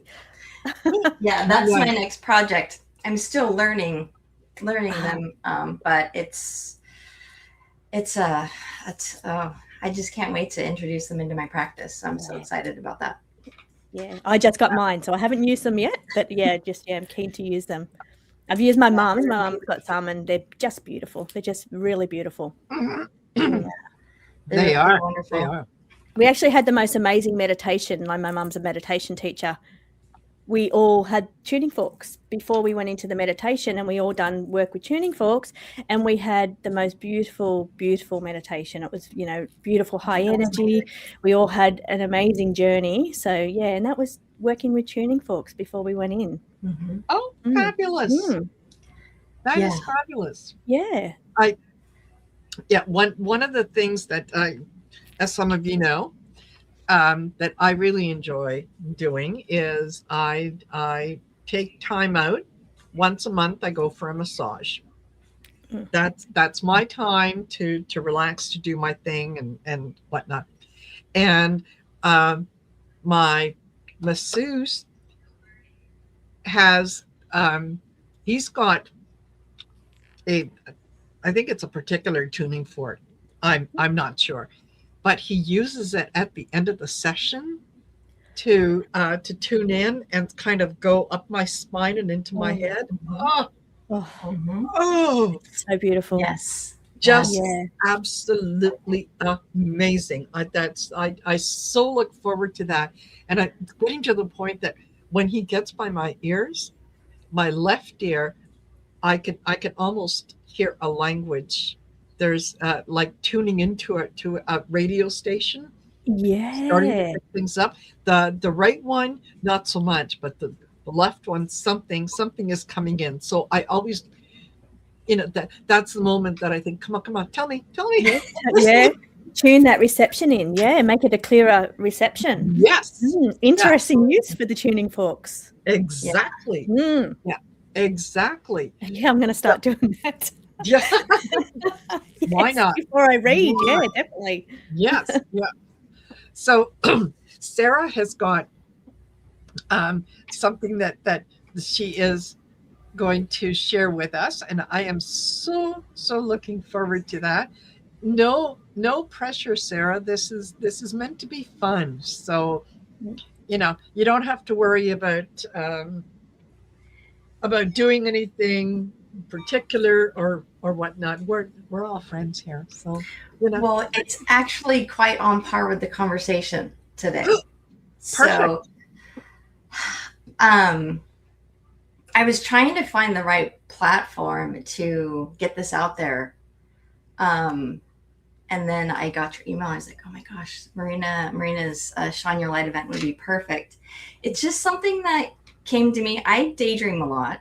So I was in one of my daydreams, and it took me back to, my child. I never wanted to be home because you never knew what was going to happen. It could erupt at any minute. So I liked to stay away from my house as much as possible. And I had these neighbors. They were an older couple. When I'm 6 or 7, I thought they were like 70, but I don't really know how old they were. So they were just an older retired couple, and their name was the Nortons. And I would just go over there, and we'd watch Jeopardy, Wheel of Fortune. We would play Battleship and Uno, and I would just hang out with them. And I never really thought about it as a child, but having that place to go, like that kindness of these strangers, like they weren't related, they were just neighbors, and I was the only one they would let over there. Just hang out with them and create that space. I just felt so much joy and appreciation. I just had to share. Perfect. Yeah. And then we had like this woman in our neighborhood called the Candy Lady. So we would go to her house, ring her doorbell, and she would come with a bowl of candy. And you could take one, and you can do it once a day. And it was just, I asked my husband, I said, did you have a candy lady? And he's like, what the heck is that? A candy lady. Best But thing it was just these little things that I appreciated so much. And I appreciate having those experiences as an adult, or having to reminisce about them as an adult. I just wanted to get on here and just say thank you to everybody who's ever been that for someone else. And that's You know? community, isn't it? That's coming back to Yes, community absolutely. energy again. Yeah, so it's very on par with the topic of today. Just Yeah. taking care of each other, and just Yeah. even if you don't think what you're doing matters, it matters to somebody, and they're going to remember it forever. That's right. Absolutely. And Mhm. Barbara says it takes a village. And it does. Absolutely. And that's the way it was Totally. always done in the past. And we've, dislocated from that. So, Yeah. and that brings back that beautiful nostalgia of, having those experiences. So I guess we need to make sure that we're bringing that into the younger generations. Yes. I want to be that Totally. for somebody. I want to be that old lady that, helps someone out, or, lady. the candy lady. Just, I don't know. It's just such a beautiful, it's such a small thing when you're a kid, but it's just thinking back at how much care it took for those people to just hang out with a young kid, just, we would just hang out, and it was great. And I loved it. And it made me feel so comfortable and safe. It was awesome. Exactly. Yeah. And that is one of the things that I think we're slowly getting back to, where I mean, I remember when I was young, like I said, you knew your neighbors, they knew you, they knew your family. So, if I was outside playing and I was going to do something mean or nasty, my mom would know about it before I got home. And if an adult called me on whatever I was doing, they had every right to. Mm-hmm. And there was no sense in running home and complaining that Mrs. So-and-so was mean to me, because I would get in trouble for whatever I did, and then I would get in trouble for being rude to Mrs. So-and-so. Right? So it kept everyone well behaved. Yes. And you might look at it now and say, well, everybody was getting in your business. Yeah, they were, but that kept you safe. It kept, exactly. I was thinking the exact same thing. Yeah. It kept you from doing things that you shouldn't be doing. Mm-hmm. Right? So it's getting back to that. It's getting back to being called for being rude, and or accountability. Yes. Accountability. Yeah. We're lacking that these days. Yes. Yeah. Very, very much so. Mm-hmm. Yeah, very much so. And it's I think that's what people are craving. That's what they're missing, that that sense of being part of something bigger than just the four walls that I happen to live in right now. Yeah. But my actions do have an effect on my neighbors, whether I want to acknowledge it or not. But it does. And if I look after them, they look after me. Right? Yeah. And it's keeping an eye. I actually saw a post here yesterday. A lady went and knocked on her neighbour's door. Didn't know him. She looked nervous going up to his camera. She hadn't seen him for 5 weeks, put the bins out. So she just said into his camera, "Are you okay? I haven't seen you move your bins for 5 weeks. I just wanted to do a welfare check on you." And next minute, like in the next clip, the police turned up to do a welfare check, and he was away on business for 4 weeks. But how nice of that was her to feel like she could notice that, okay, we haven't seen him for a while. Is he okay? And then she was nervous to go to the door, but she was looking out for him, just like the old days when community looked out for each other. Yes. Mm-hmm. Yeah, absolutely. I was always that way. I volunteered in my son's school a lot, like 2-3 days a week. I'd be in his classroom. So I really got to know the kids. And, I was very protective of them, even though, like, I wasn't their parent. Yeah. So when I would see them like out in public doing something or in danger, like I would like want to intervene.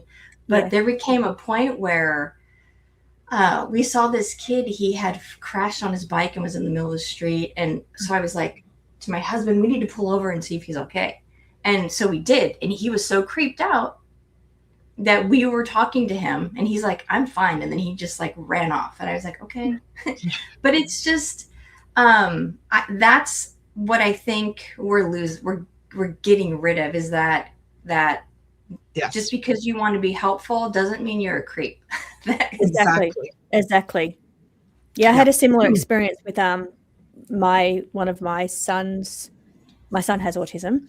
I got to know his family and his friends, and his friend's sister. She was in a shopping center when I was in there. She was getting bullied by all these kids, and I didn't know her. I knew her brother, so I drove her home and she knew me. Like we all knew each other, but so I drove her home because she was being bullied. No one else around her. To drop her off at home, to only discover a few months later there was also bullying at home as well. So, and I've never gotten over that. I was protecting her from being in this shopping center around getting bullied by other kids, but she'd just come from bullying, and I drove her straight back to that and didn't know. I was just trying to protect her, but she was escaping her home on purpose. And it's taken it just sits with me, and I have trouble trying to get over that whole scenario. But that's similar, like to what you were saying. She was looking for an escape from her home, with what she was going through. Yeah, it's sad that children go through that. It's just so, I don't know. I feel so blessed to have had that, and I didn't appreciate it as much, over like teenager years and stuff like that. But it's just I don't know. I just thought it was a normal thing that you go hang out with older people, and just have fun. I just thought that was something you do, but apparently it's a unique situation. But I don't know why. I just was so overcome with this feeling of love and peace. And I just wish that everybody could have that in their lives. Because I felt very blessed, and I try to do that too. If something happened to any of my neighbor kids, I don't care. Yes. I will intervene. I don't really know my neighbors that much. We don't really talk, but I will be out there and I'll be stopping it if I have to straw everybody with a hose. Protecting them. That's right. Totally. Yeah, and their parents can get mad at me about it later, but at least I know that Exactly. I stopped something, from happening. Yeah, totally. And that is that sense of community, that sense that there is someone who is not only looking after me, but I matter. There is someone, I matter to someone, even if it's only for that moment. They see me, they hear me. And that goes a long way to shaping a person, to know that there are, like you said before, Trish, that people are. I think that people are decent by nature. Mm-hmm. They're taught how to be different. That's how right. to think that they're not getting a fair share, fair shake. They're everyone is out to get you. Those are all learned things, right? There's if you look at the way that little kids play, they don't see color, they don't see gender, they don't see ethnicity, or they see a friend. They see someone. Exactly. We are all just souls having a physical experience. Like, it doesn't matter what our outer shell looks like. We are all, here for an experience. Exactly. Exactly. And kids know that. Absolutely. I just want to say thank you to Dawn. Dawn says that I may have shown her that there can be life without bullying. You showed her that she matters and somebody will stand up for her. Thank you. I do appreciate that, Dawn. Yeah, totally. And you never know the small things that you do that could impact someone in a Yes. tremendous way. You never know, and it could be good or bad. So let's try to just put good out there and just be kind. And because as much as we affect people in the positive way, we can also affect them negatively, even if we don't mean to. So we just want to make sure to put the positivity out there. I would hope that somebody would help my family members if Yeah. if they needed it and I couldn't be there. Yeah, definitely. You would. Yeah, well, that's the Yeah. village. That's looking out for each other. Yeah, totally. And that's it is definitely what we need. It's definitely what we've been working towards for such a long time that it just feels so good to see it. Yeah, Right? Mm. To see it. And yes, definitely. Jen Bowles, lead with love. Yeah. Mhm. In all situations, default to love. And if you need to, default to love again. Yeah, Exactly. and please says we meet Well people in said. the most unlikely places. Absolutely. Totally. Yeah. So I've been talking to a few people lately that have their AI companions. So they do their AI chats and they love their AI. The AI knows everything about them. The AI knows how to talk to them, it's really gotten inside of their head, mapped them out, knows everything about them, knows Yes. how to respond to them, knows, it worries me a little because that's the connection we're supposed to have with each other, and AI is stepping in and taking over that role. So I think the more we move into future directions, I think we're pulling back away from community connection, but we recognize that, hey, it feels empty. That connection feels empty. It's not real. It's artificial. So, and I think that we're starting to realize that. And I think, and I definitely think with Uranus going into Gemini, I think that's our opportunity to move into more back to community, back to socialization. Yeah, we've been separate for too long. We have. Totally. Yeah. I love the conversations that you guys are all having in the chat. That is just fabulous. That's what this is all about, is the idea that when they say I'm not my brother's keeper. Yeah, you are. Yeah. You absolutely are. So and for those of you who have joined us, if I haven't said hello to you, hello, thank you for being here. Thank you for spending some time with us here. And please go over to Trisha's channel and make sure that you like, share, and subscribe. Go over to Sarah's channel and to Val's channel, Allie's channel, everyone, and do the like, share, and subscribe. And with the notifications, as I said earlier, please hit the all notifications. Otherwise, the default is personalized. Personalized means that YouTube will decide what you get to see. So you may not see any videos that Trish puts out, or that Sarah puts out, or that anyone else puts out. You might be seeing 1997 walking tours of Bavaria videos. Not that there's anything wrong with that, but you might be looking for something else, right? So there you go. Thank you. You guys are fabulous. And make sure, like, if I've gone to the extent to, if I want to watch a specific show like this one, I will go to the show and hit notify, because sometimes if I don't, it won't even let me know. If I click all, it won't let me know that this show's live.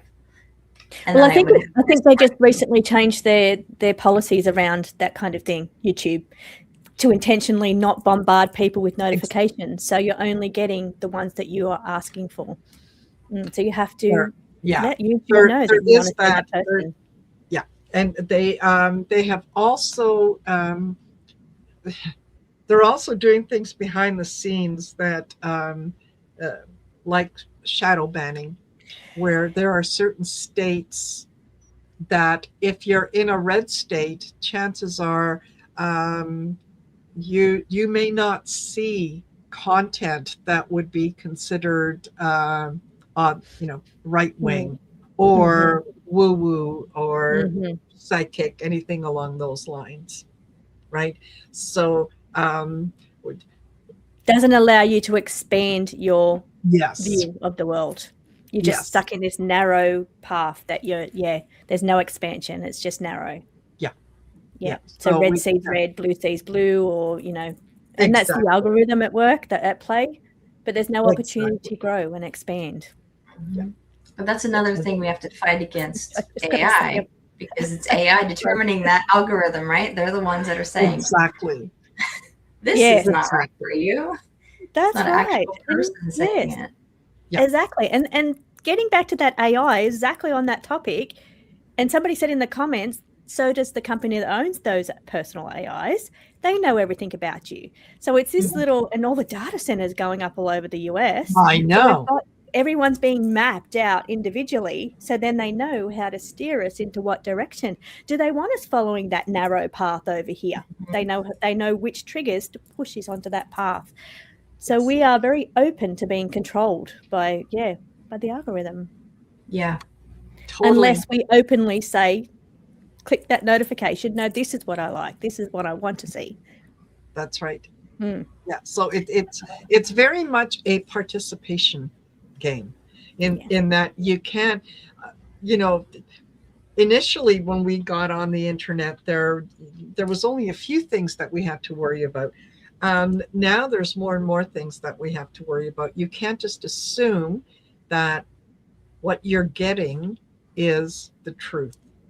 You have to take everything that you see and hear online with a grain of salt. You have to do your own research, go to different sources to make sure that what you are being told is actually the truth rather than someone's version of the truth. Oh my God, Spirit's so funny. False narrative. Yes. What lies and revealed. So they've mapped out for me what we're talking about today. I just had this today. conversation yesterday with my husband. We were sitting there, and he's been using Gemini for like everything, like recipes and stuff. And I was like, "Are you using Gemini again?" And he's like, "Yeah." And I said, "So let me ask you something. If you go to AI, do you believe what they're telling you?" And he's like, "Sure, why not?" And I go, "But when you go to the internet, do you believe everything that you see on the internet?" And he's like, "No." And I said, "So why are you trusting AI?" Yeah. Because it's just a combination of all the crud that's on the internet, and they're just kind of throwing it together. So I was like, why would you trust AI to not lie to you if you don't trust the internet not to lie to you? Yes. Definitely. And discernment, so important right now, discernment, because they can push us in any direction they want. Exactly. They've got the capabilities.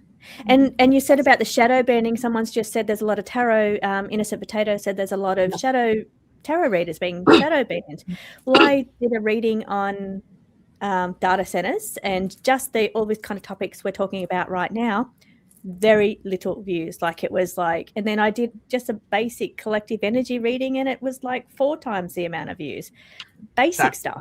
And it's like I wasn't allowed to talk about what's coming because the cards were telling me they're moving up next level. So they're going to the next stage of this, whatever it is they're planning with these, the AI that's been mapping us, they're going next level with that. So we really have to be discernment about what we're being told by the AIs, what we're looking at on our algorithms, and really take control of what we want to see and fact checking, double checking things.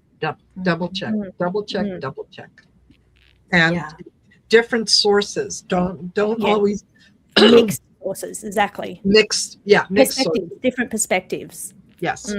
Go if you're looking for information on something in the US, go to some European sites.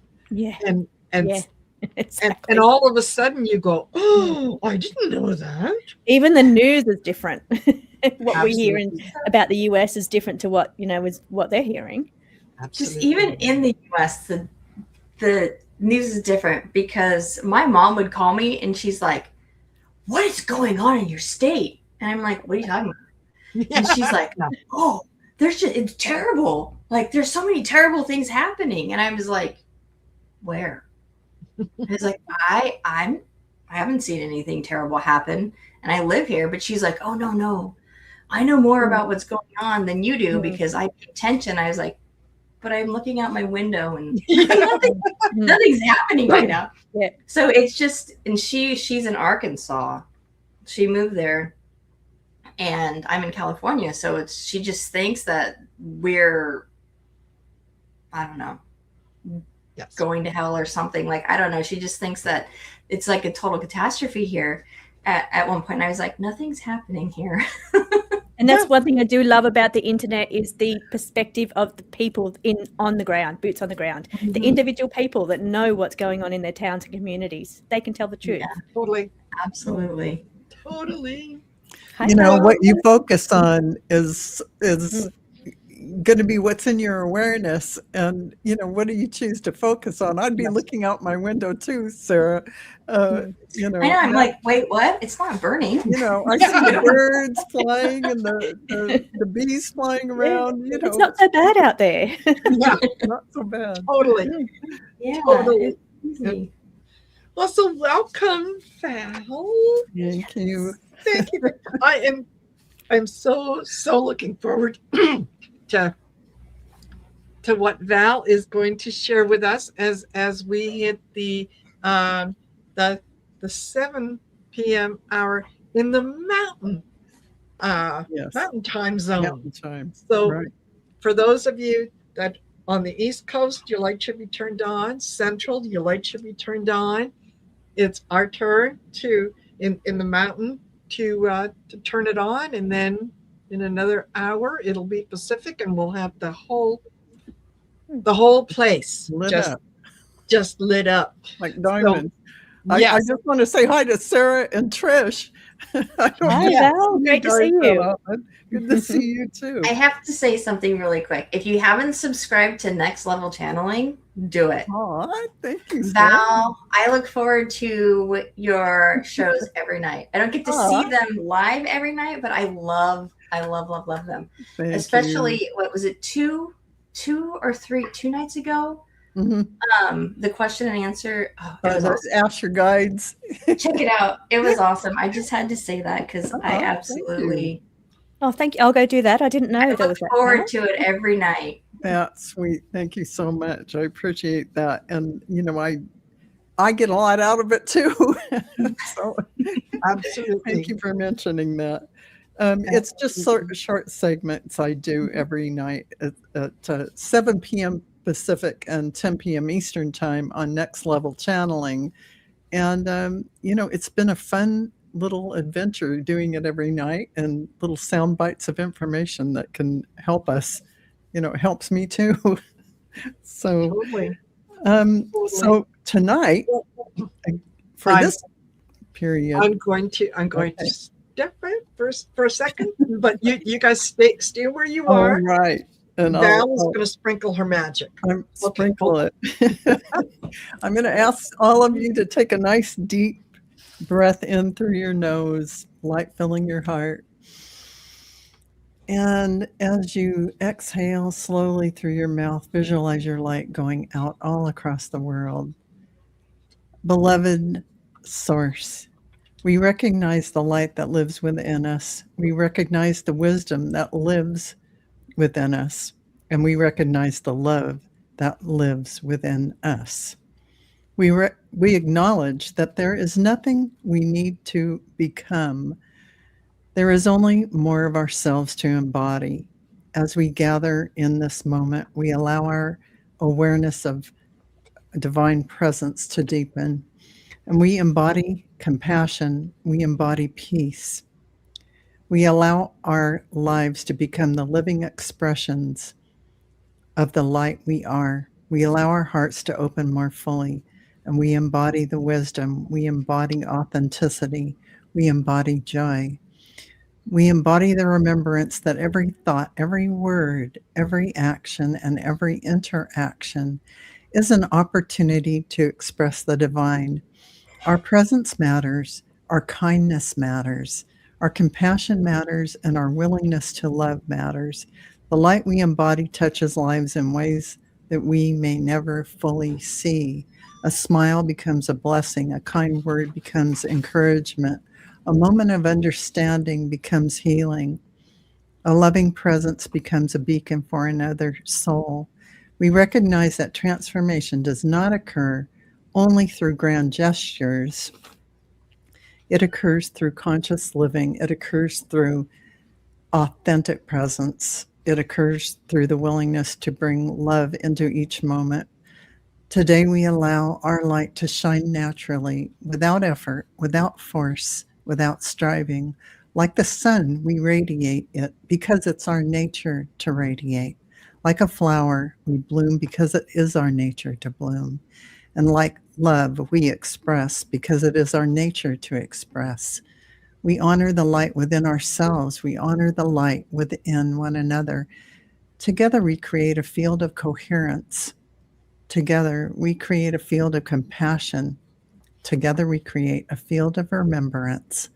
Together, we radiate blessings into the world. And so we embody, and so we shine, and so we serve through our presence. And so it is. It is done. Boom. Okay, everyone. That was awesome. Thank you.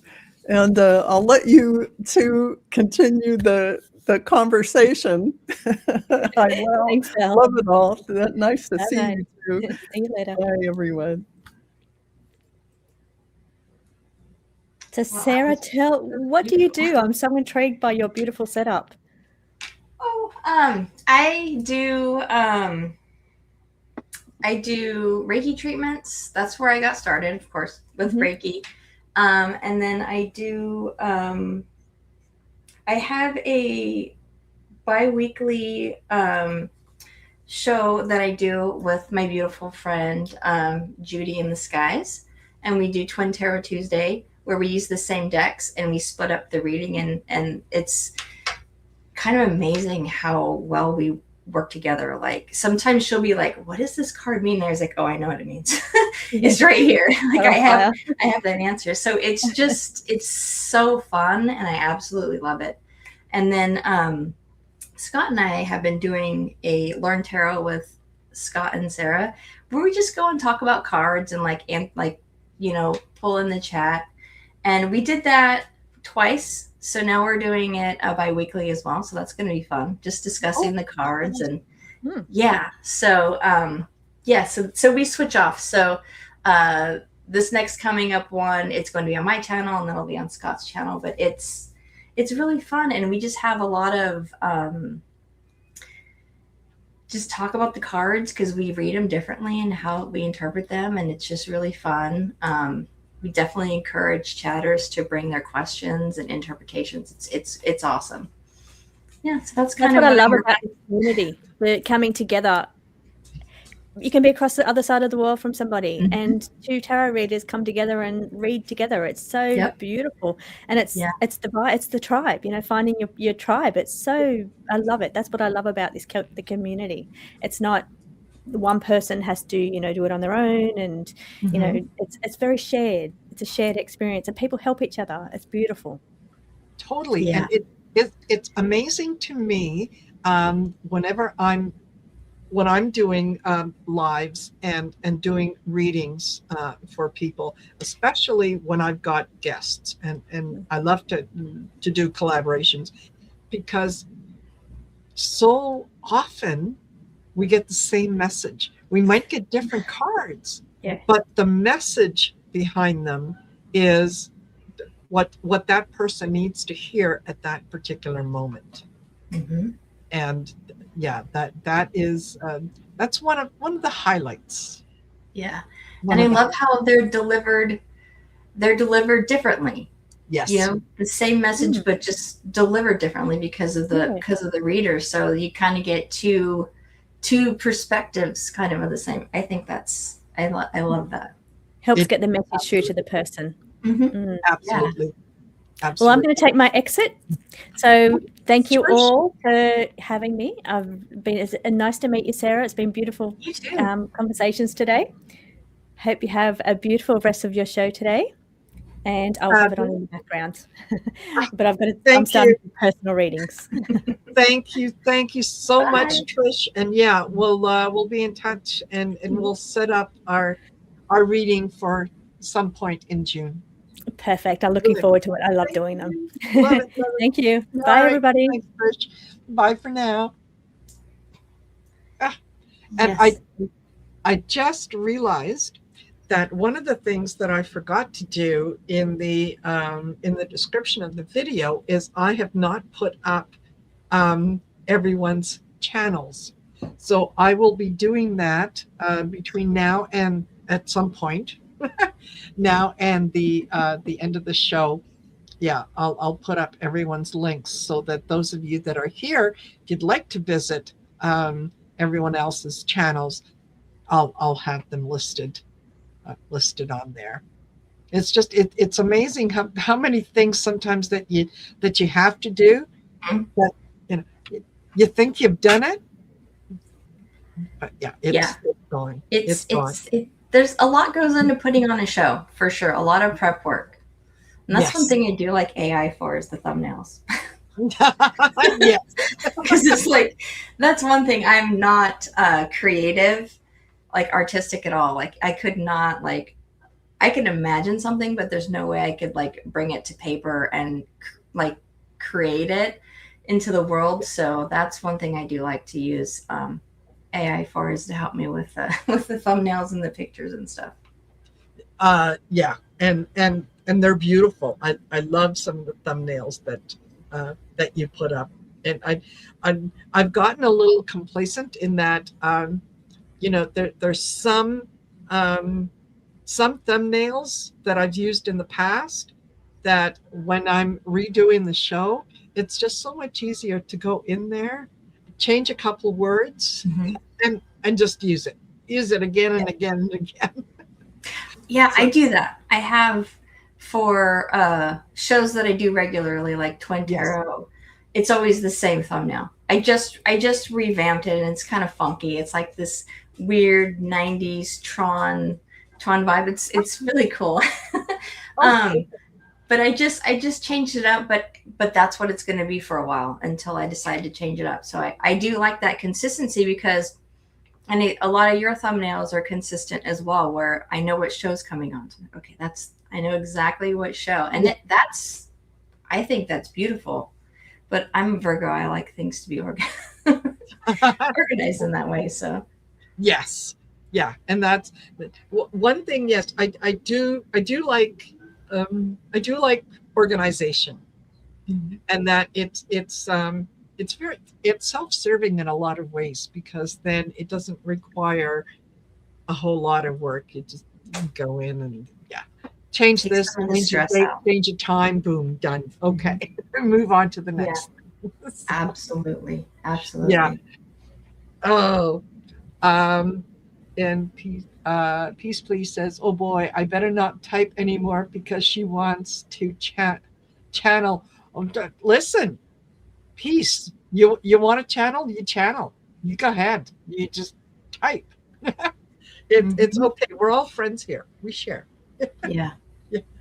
So, what have you got coming up, Sarah, that you want to highlight and let folks know? If you would like to join us, let me follow my calendar really quick, because I'm really bad at remembering stuff. That's why I have everything on a calendar. I have this coming up Tuesday. If you want to join us, it's Twin Tarot Tuesday. And it's 1 p.m. Pacific time. So that would be 4 p.m. Eastern, I believe. If I'm doing the math correctly. 1 p.m. Pacific, where I am Mountain, so that would be 12 Mountain. And I actually, I do have something going on, and oddly enough, the Tuesday, June the 2nd, is Taco Tuesday's 3rd anniversary. Oh, wow. Yeah. Congratulations. That's third awesome. anniversary with David and Gary. So that's awesome. if I can, yes, I will definitely.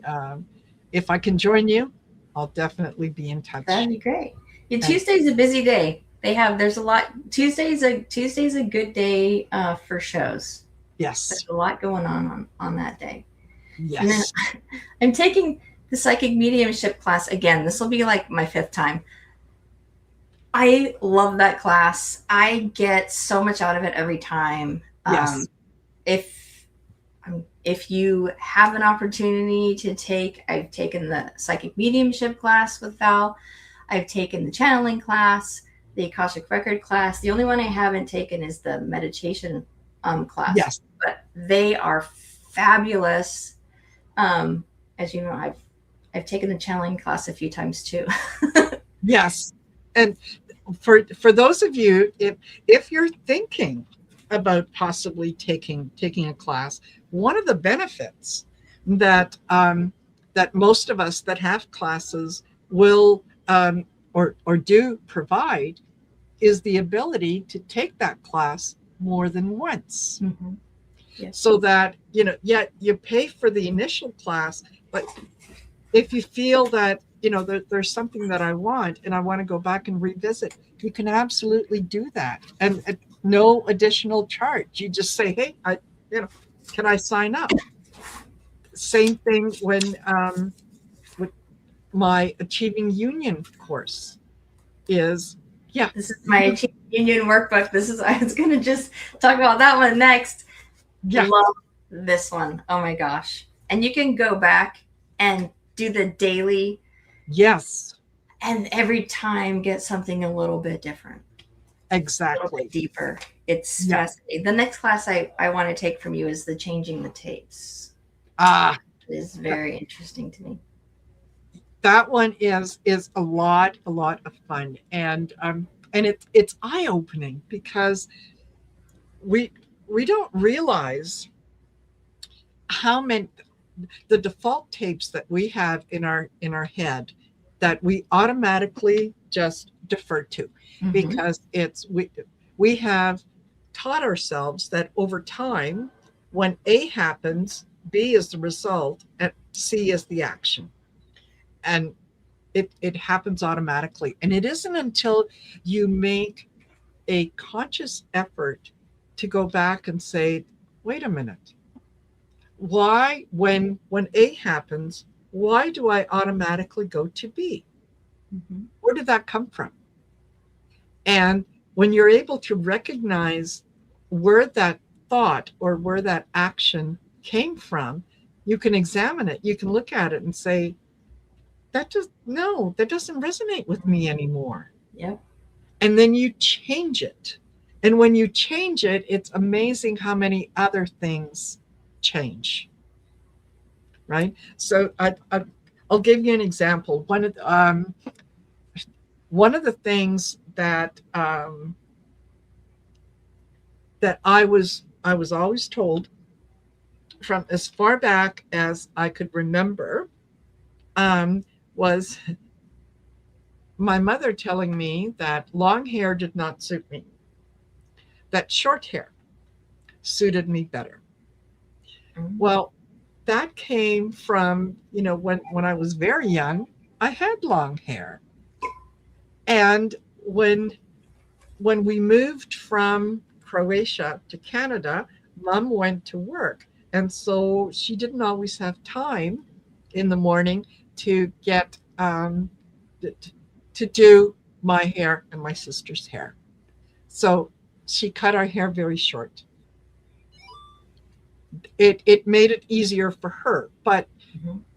and I don't mean this as being disrespectful to my mom. It was just something that she did. So, hearing that long hair did not suit me, for years I had short hair and never thought about growing my hair long because it didn't suit me. Well, it wasn't until, about 2020 when we were all, kind of confined, that I couldn't get to the hairdresser.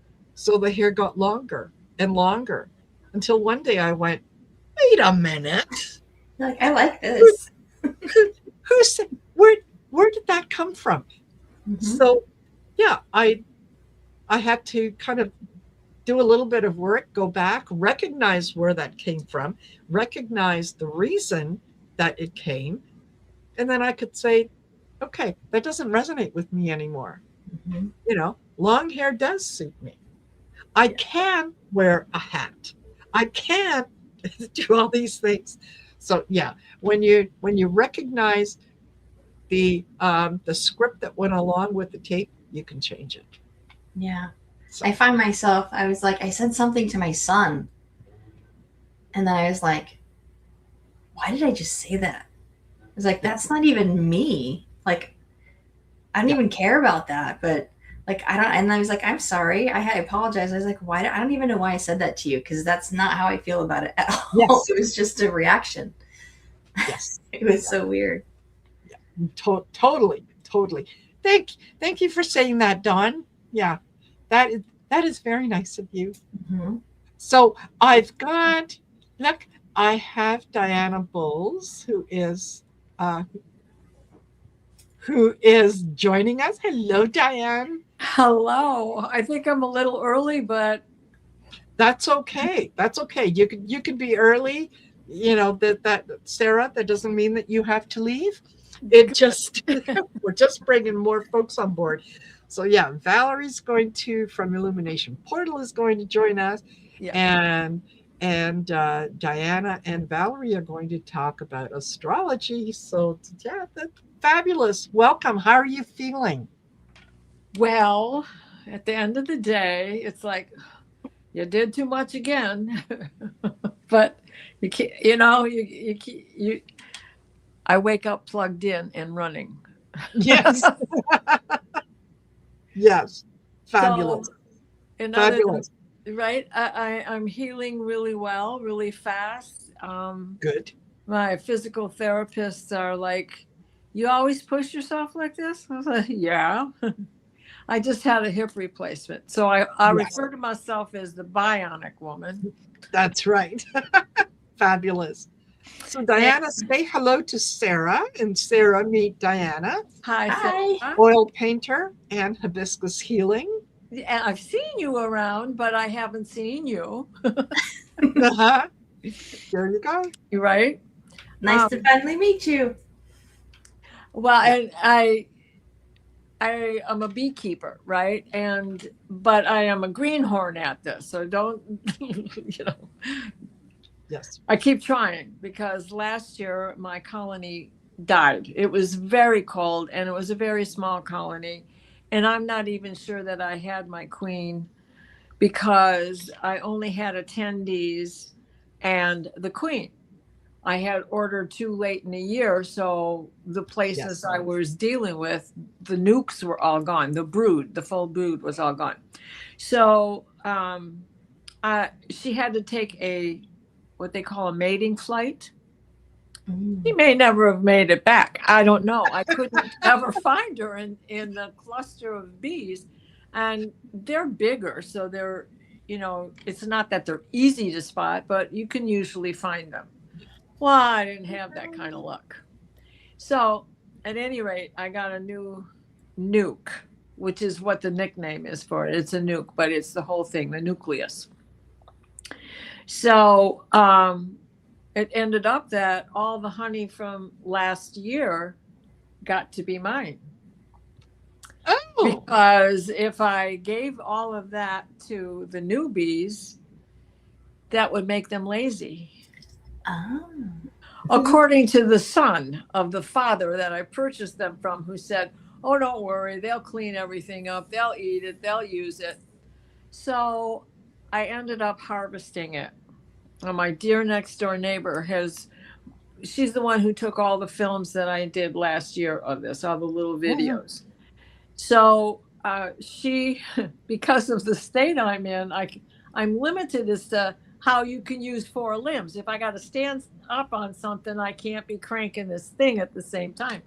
So she cranked and cranked and cranked about 13 half-filled frames out of 20. Those others were empty. Wow. So we thought we were joking that we're going to get 2 tablespoons of honey. We got this great big huge cylinder with a centrifuge in it that you have to, like, harvest everything with. Well, we just got done straining it and putting it into jars. We got 2.5 gallons.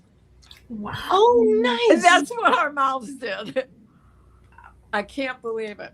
So the whole neighborhood's getting a jar. Wow. Fabulous. Fabulous. Cool. And hello, Valerie Bradshaw of Illumination Portal. How are you? Hello, ladies. Good to see you. Good to see everybody. Diana, oh my God. That Oh sounds my so God. cool. Exactly. Yes. I haven't talked to you in a couple of days. I didn't know what was going on. That is No. so cool. Yeah, so I'm loving my farm girl appearance. And we're finally having spring here, which is Good. another reason why this nucleus wasn't ready to come to my house, because it's been so cold here in this part of Michigan, in every part of Michigan, really, that they weren't doing anything. So they hadn't even created enough of their own nucleus to be able to come and live at my house. But they're here now. So, Yeah. but they just came in on the Saturday before Memorial Day. So I'm not going to open them and look for anybody till they really get settled in. So maybe another 2 weeks or so. Fabulous. Cool. Yeah, this has been a strange spring for weather. Very strange. Yeah. Yes. Yeah, we're actually just now having spring, and I had to shut all the doors and windows because it's a chilly evening here in mid-Michigan. Yes. Yay. Absolutely. And Valerie, I don't know if you're familiar with Sarah from Hibiscus Healing. Yeah. Hi, So- Sarah. Hi. Yeah. Nice to meet you. I do believe we met before, but I'm Oh, good. could be wrong. I It's think been a you're- while. It's been, right? I think we did meet, but at the beginning of these series. Yeah, And this Yeah. is the 17th already. Holy moly. 17th. I know it. Almost a year and a half. Next month Wow. will be a year and a half of That's doing amazing, isn't it? the show. Yes. Who would have thought? Who would have thought when that original email went out saying, "Hey, I have Right? this idea." Yeah. So cool. Okay, well, I wanted to say hi to everybody, and I'm going to let you guys continue on because I want to hear what you have to say. Oh, thanks. You're so sweet. Thank you for being here. Thank you for coming, Sarah. Thank you for sharing your message. It was wonderful and so timely. So yeah, folks, check back in a little while. I will have Sarah's information listed in the description of the video, as I will have everybody else's. And then you all can go over and make sure that you like, share, and subscribe to Sarah's channel. And then do the same thing for Diana Bowles at Oil Painter and Valerie at Illumination Portal. Their information is going to be coming up here in a few minutes. Thank you. Sarah, Thank it was you. good to see you. Thanks, Sarah. Bye, See you later. Sarah. Yeah. Good Bye for now. conversation. Yes. I've been listening to you guys talk. It is an enlightening conversation, and the way you're that you muted, guys were honey. talking. You're muted. Oh, I am. No. Yeah. No? Oh, no. I no, can't hear either can one hear of her. you. I'm going to leave and come back. Oh man. Okay. Okay. All right. Because I can hear you. I was like, I'm just yapping away. It's pretty normal. Okay, so oh my goodness, where was I? Now I'm like, what was I even saying? It'll come back. Oh, about the conversation. Yeah, there have been great conversations. Yeah. Yeah, absolutely. And the Here's- community, going back into community. Like, you see Yes. Diana like with her neighbor, and they're doing, this is Yes. the second summer they're doing stuff together. I mean, but it gives you all year long companionship too. Totally. I'm one of those people that kind of just don't want to go outside right now. Even still, it's just like, and I didn't realize how. I mean, I knew that's where I was, but I didn't realize how much of a limit I was putting on myself, not going out And now it's like I'm so used to being here, I don't even want to try. So I'm trying with this full moon in Sagittarius, trying to get different beliefs in my head, which is what I Yes. think is the main message for this full moon. What do you think, Absolutely. Oh, I agree. It's my lunar return, Diana? which is usually closer to my birthday because I was born under the full moon, but of Sagittarius. But I'm okay with that because it's sitting on my Chiron and my moon, and what an exciting day we've had. Yeah. Fabulous. I mean, So, there's a lot of healing going on. It really, this all started from May 1st when we had, because tomorrow's full moon is a blue moon, which happens like once every 2.5 to 3 years. yes. And that means one of the meanings is that there's 2 full moons in the month. Well, the first one was on the 1st was Scorpio. And Scorpio wanted to excavate. Something is coming up. And we've been on this healing journey, all of us here, for quite a while. And you just kind of get, I don't know about y'all, but I get kind of shocked about it. I'm like, oh, really? Are we going through this? Another Yeah. excavation? Yes. But that's what I went through all month. It's so I'm looking forward to this full moon. Sagittarius is tomorrow morning at 4:45 a.m. Eastern at Well, 9 degrees. in New York, it's at 4:44.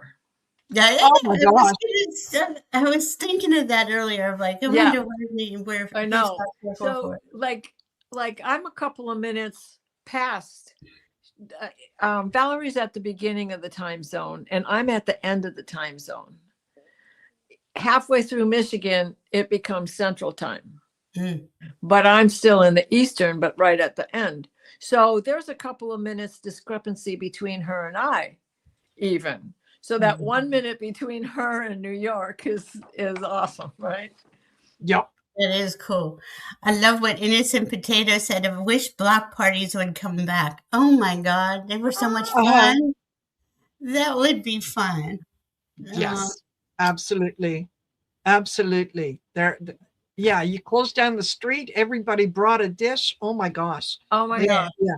It was an event. It was Yeah. an event. Yeah. Well, Yeah. there's still some towns here that do that. Mhm. Oh, But it good. doesn't go on all summer, you know? I mean, it's like, okay, we have a little cell of party. Hopefully Mhm. this is going to start opening up. It certainly feels like it. Yeah. Oh, good. And haven't you ladies felt this return to spirit, or is it just me? Mhm. Because- No, absolutely. Yes. Yeah. I mean, Absolutely. Big it's like time. that feeling of being orphaned or abandoned has finally broken. Yes. Mm-hmm. Yeah, it's like your return to your sovereignty. Yes. Absolutely. And you know you're a spark of the divine, and the divine is right here, and you're just like, I keep seeing us in these like bubbles. I don't know, you know, when you blow bubbles, it's iridescent bubbles just kind of slowly floating up. Yes. She's interacting with these new frequencies coming in. That requires us to release the baggage, though, and that's what full moons ask of us, is to release what is blocking you from being your authentic self, right? Yes. So, you know, we're all on this journey working through it. And it's just, we are where we are, I would say. Absolutely. And you took the words right out of my mouth, because I was about to say we are re-identifying the divinity within us as individuals, and therefore recognizing it in the people around us that come to us, that gravitate to us. Yeah. So, yeah. Really cool to see. It's cool to see everybody. It's so bizarre. Like if you look at the news or the outside world, you just think everything's just on fire, you know. And you guys kind of touched on this a little bit too earlier. but when I look out my window, or I'm out in my backyard or in my front yard or whatever, it's beautiful out there. Like I'm sure you're getting that with spring in Michigan now, Diana. It's just beautiful. It's like you just there isn't. This is just all hype. We're being hyped. Yes. And this is what Sagittarius is like, the wise one, right? It's ruled by Jupiter, and it wants you to really, really weigh who is speaking the truth and who isn't, because that's another trait with Sagittarius is the truth. They're Yes. higher consciousness, and they're very wise. And we're being, I feel, as a country, as the world, we're being misled and we're being lied to, and just all this distortion is just constant 24/7. But we can all see through it, or a good percentage of us can. Yeah. And we're just like, it's such an old, tired game. You look at it and you're just like, what? Is this all we got? It reminds me of, I have these records from my childhood. They are 78s. And we used to play one side over and over, and well, all four of them. They were awesome. If you remember, Marina, because we're about the same age, and Valerie, you might have seen them also. The not just that it's a 78, but the picture, picture is on the whole album. And it was Peter and the Wolf. Petra, please, come on, run down the hill. And he'd laugh because there was no wolf, right? Yes. And then one day the wolf showed up and nobody went to rescue the kid. That's right. Right. And that's where we're at. That's a good point. Because everybody can see through it. Or, like I said, the good majority of people who aren't in agreement with that. Now, to me, if you're in agreement with that, you're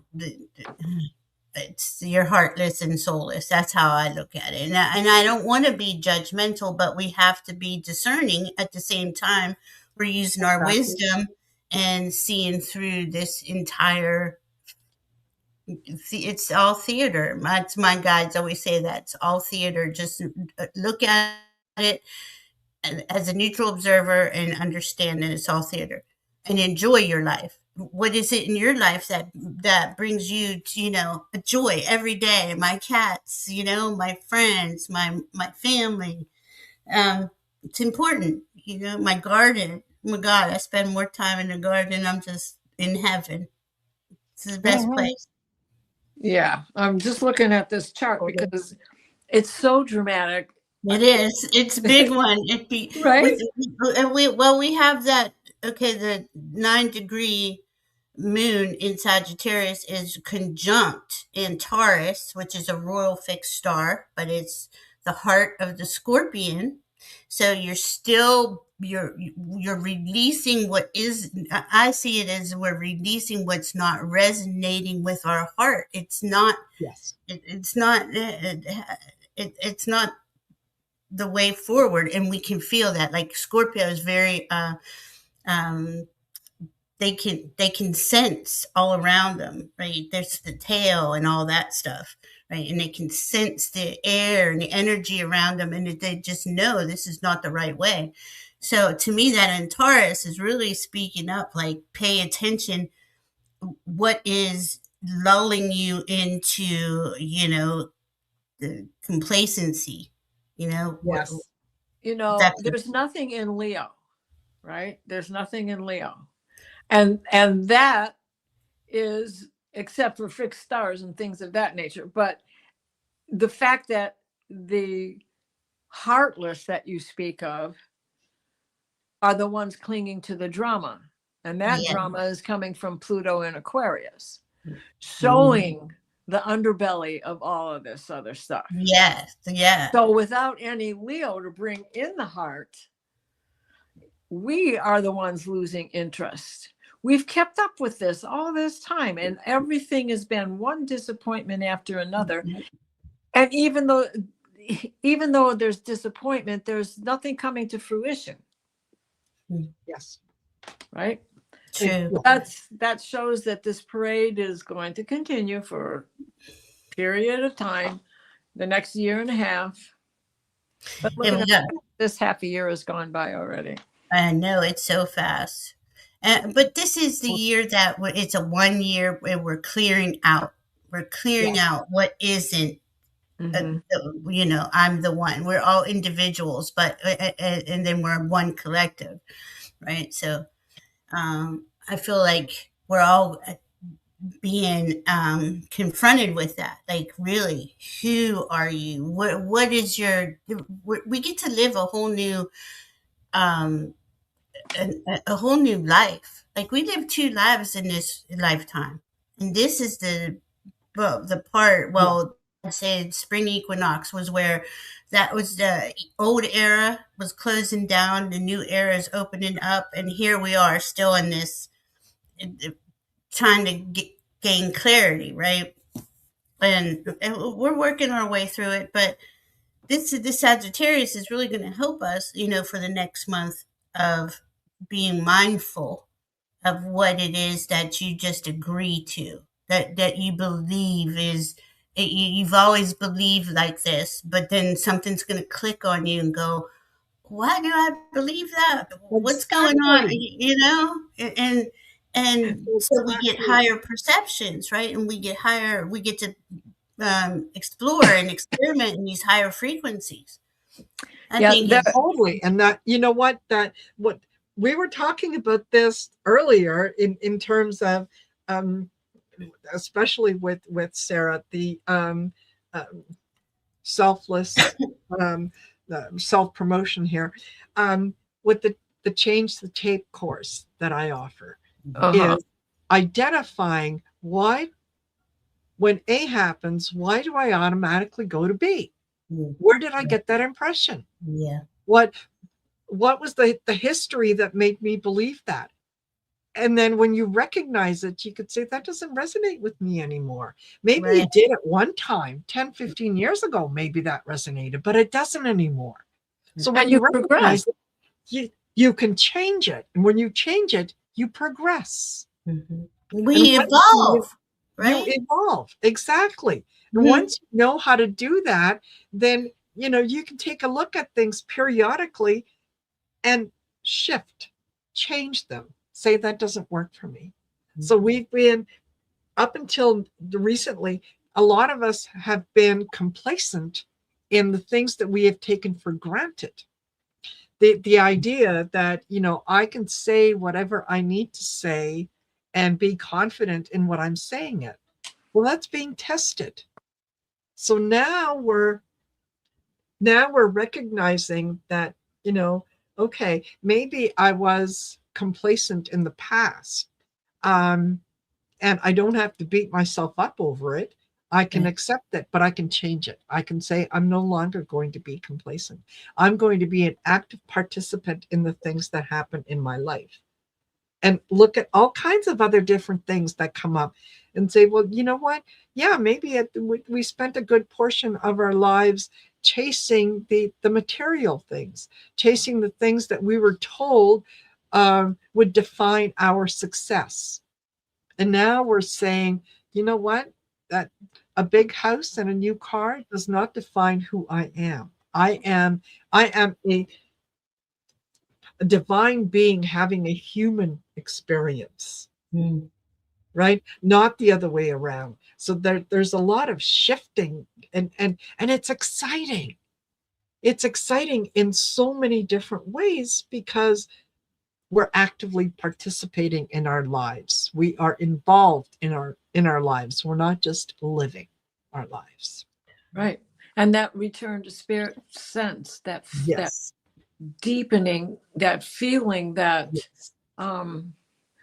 like, I just got in the car this morning, and this is the 3rd summer in a row that my busy street out there, which is not supposed to be a busy street, has been closed down.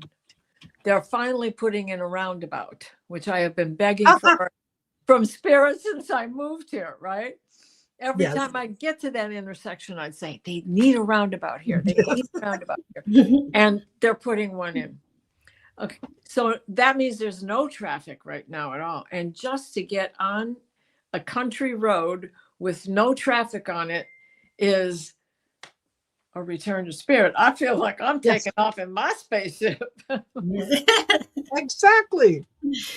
I love it. Yeah, that's cool. Yes. Yeah, for sure. Absolutely.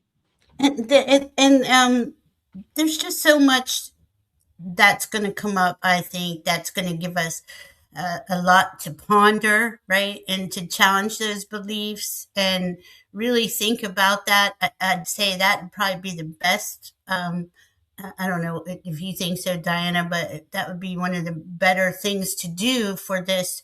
That now that full moon is exact in the morning, or really early morning East Yeah. Coast. Do a little ceremony. At least go outside or sit with yourself for a minute and say, I am no longer, I'm releasing this. If Yeah. I think we all know we have something we're releasing. And hey, maybe this is the 500th time you released it. I know I do that, Yes. it takes another layer of it, and eventually you'll get off of there. But I'd say that do that within the next few days, because these are powerful. This is a very powerful full moon with it being a blue moon. So it's, I'd say it brings more emphasis to, your intentions, your releasing intentions. And then after you do releasing intention, you want to fill that void, that vacuum. So fill it with what you would prefer to experience.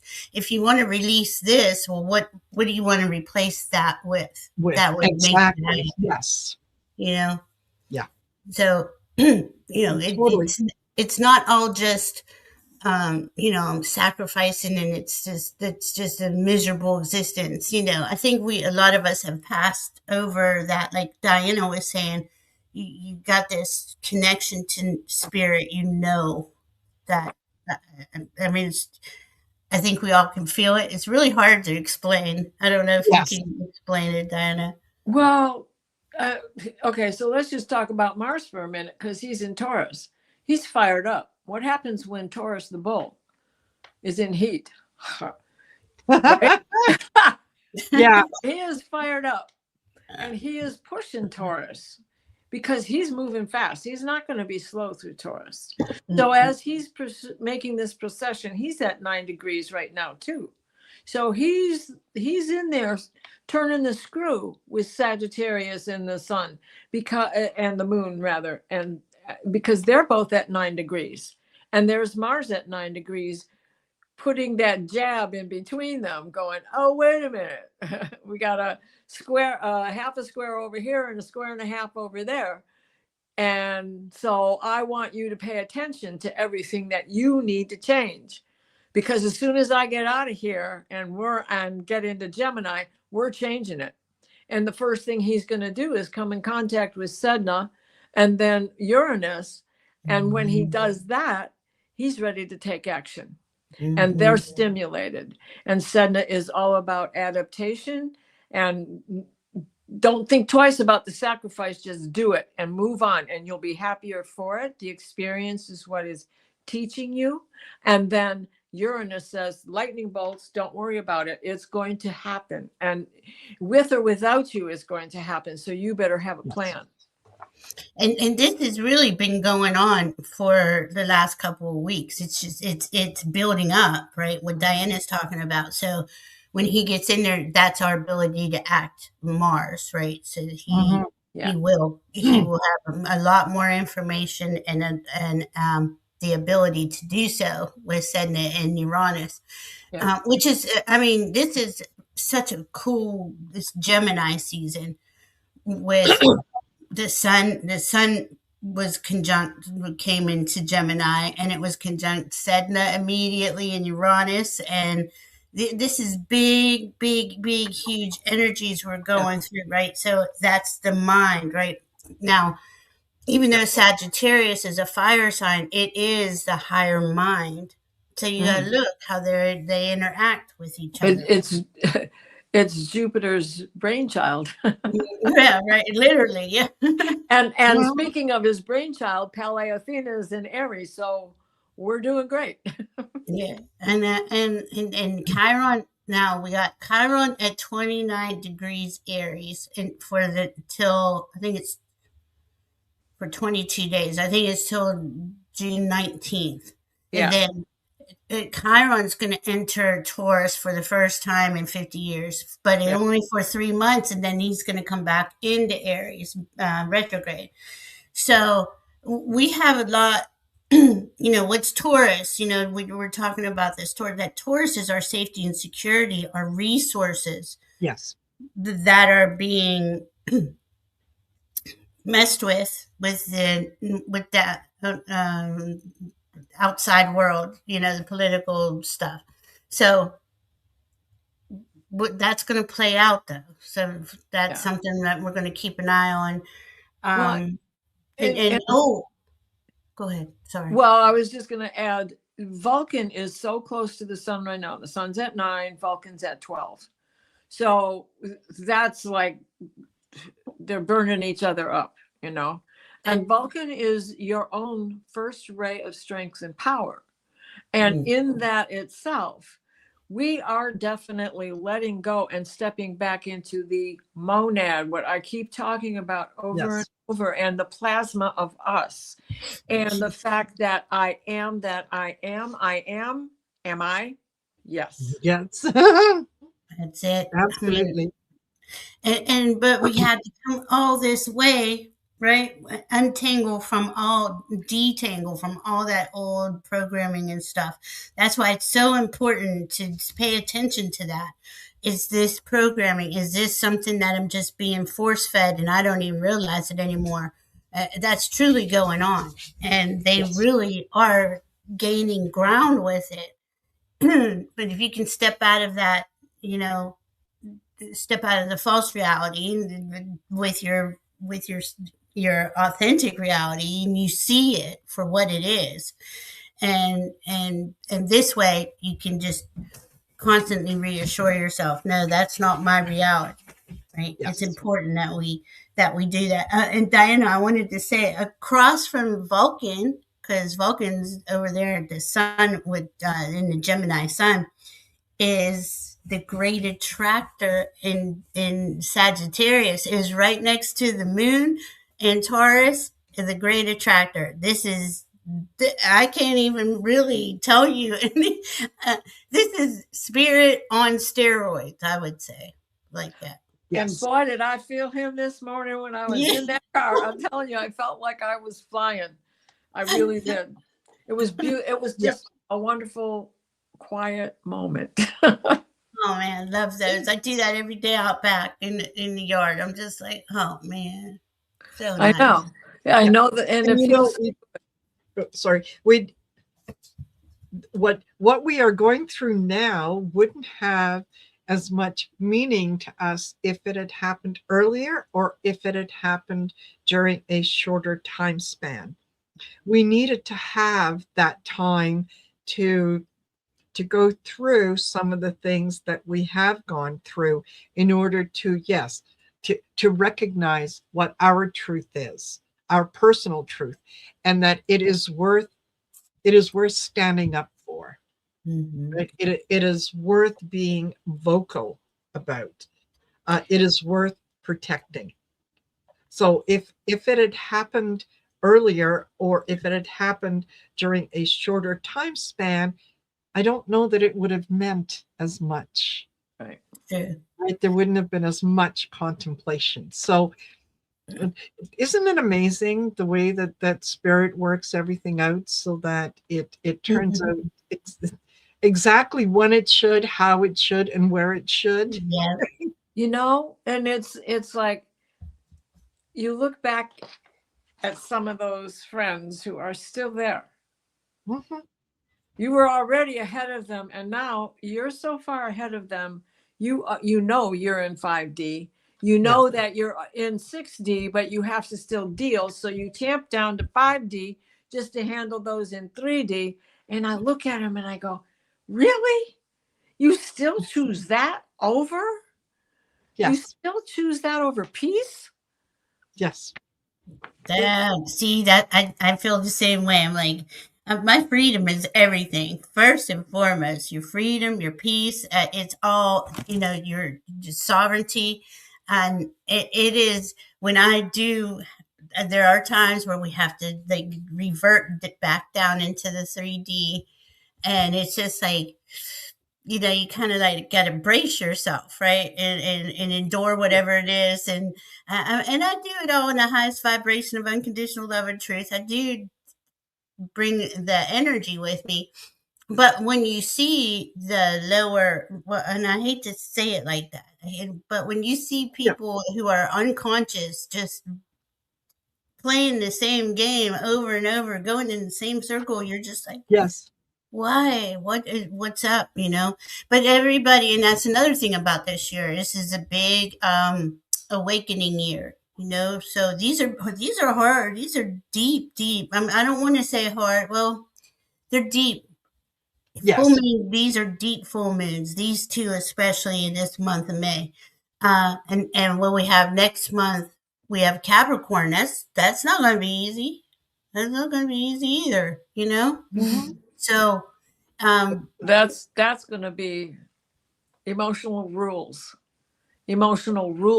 breaking. right. Mhm. We have to get to that point where we decide, are we the leader of our life, Yes. or are we going to be led by whatever this crap is over here? Yeah. Am I the architect in my life, or am I just following someone else's blueprint? Right. It reminds me of an old song: turn in, tune out, turn yourself around. Right. Yes. Yeah. Yes. Totally.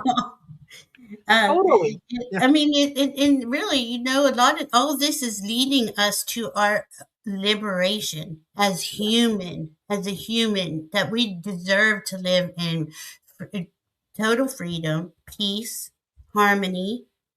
We don't, there's so much. I look at it when I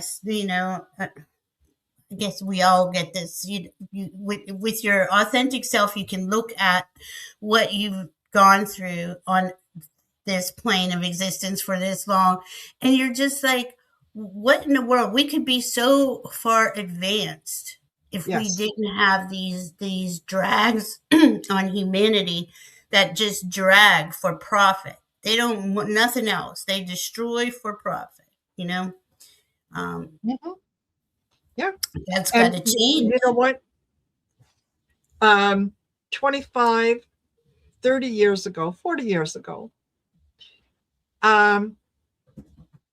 we wouldn't have known or understood just how wrong some of these concepts were, because we were part of that collective that believed in it. And it isn't until one person sits back and says, why did that happen? Why do I believe that? And they have a conversation with another person and say, hey, did you ever wonder? That's when the change comes in. Right? So it was necessary to go through and to have that, so that now we can recognize it. Now we have a much better idea of what it looks like, and we're no longer just willing to go along with the plan and say, well, that's the way it's always been. No, it hasn't always been that way. It hasn't always been that way. So now we're going to make the changes. We're going to have the world that we want to manifest, and it is going to be a much kinder, gentler, more inclusive world. It is. It is. And it already is. Like what Diana was saying, you stay in this higher frequency, you're there. You really are. You're on the other side of it, and you understand that there's many timelines or dimensions, and you understand that you when you hit that real blissful state, that you just went up real high, and Yes. but I feel like we're all kind of hanging around 6th, 7th dimension now. I don't even think it's the 5th dimension anymore, because there's still that entanglement in that dimension. Absolutely. But Absolutely. it's something Well, else. Who grew up totally. in Pittsburgh? Innocent Potato. I grew up in the Pittsburgh area. Oh, Isn't that something? I did not bring my phone. I cannot read the statements. Chatters. Sorry, Yeah. guys. Well, we've got Miss Val of Dragonfly Crystals that I'm going to be bringing up. Ooh-wee, Hello, ooh-wee, Val. baby. Ooh-wee, Where are you? ooh-wee, baby. There you are. Ooh-wee, Listen now. ooh-wee, baby. Oh, yeah, Won't you come Valerie, hello. Hi, Val. Oh my goodness. You guys are something. I can't wait for this message. This is just, yeah, this has just been such a fabulous show. Not that, the other ones weren't fabulous, but this has just been it's kind of like the gender reveal party, Yeah. We know what we're having and we're excited. I love that. Yeah. That's a cute analogy. Yes. Yeah. Okay, so you want me to take it away? Take it away. Yes, please. And for those that are in the Pacific time zone, after Val is done, this is going to be your cue. It's going to be my time to my light on. To turn on the porch light, participate physically with the Shine Your Light event by turning on your porch lights, putting a lamp and turning on a lamp in a prominent window in your home, using an electronic candle or battery operated candle to shine your light. It's your intention. You're moving it into reality, making it manifest by taking that action step. Yeah. So there you go. All right. Okay. All right, everyone. Take a deep breath in through your nose and imagine light filling your heart as you do.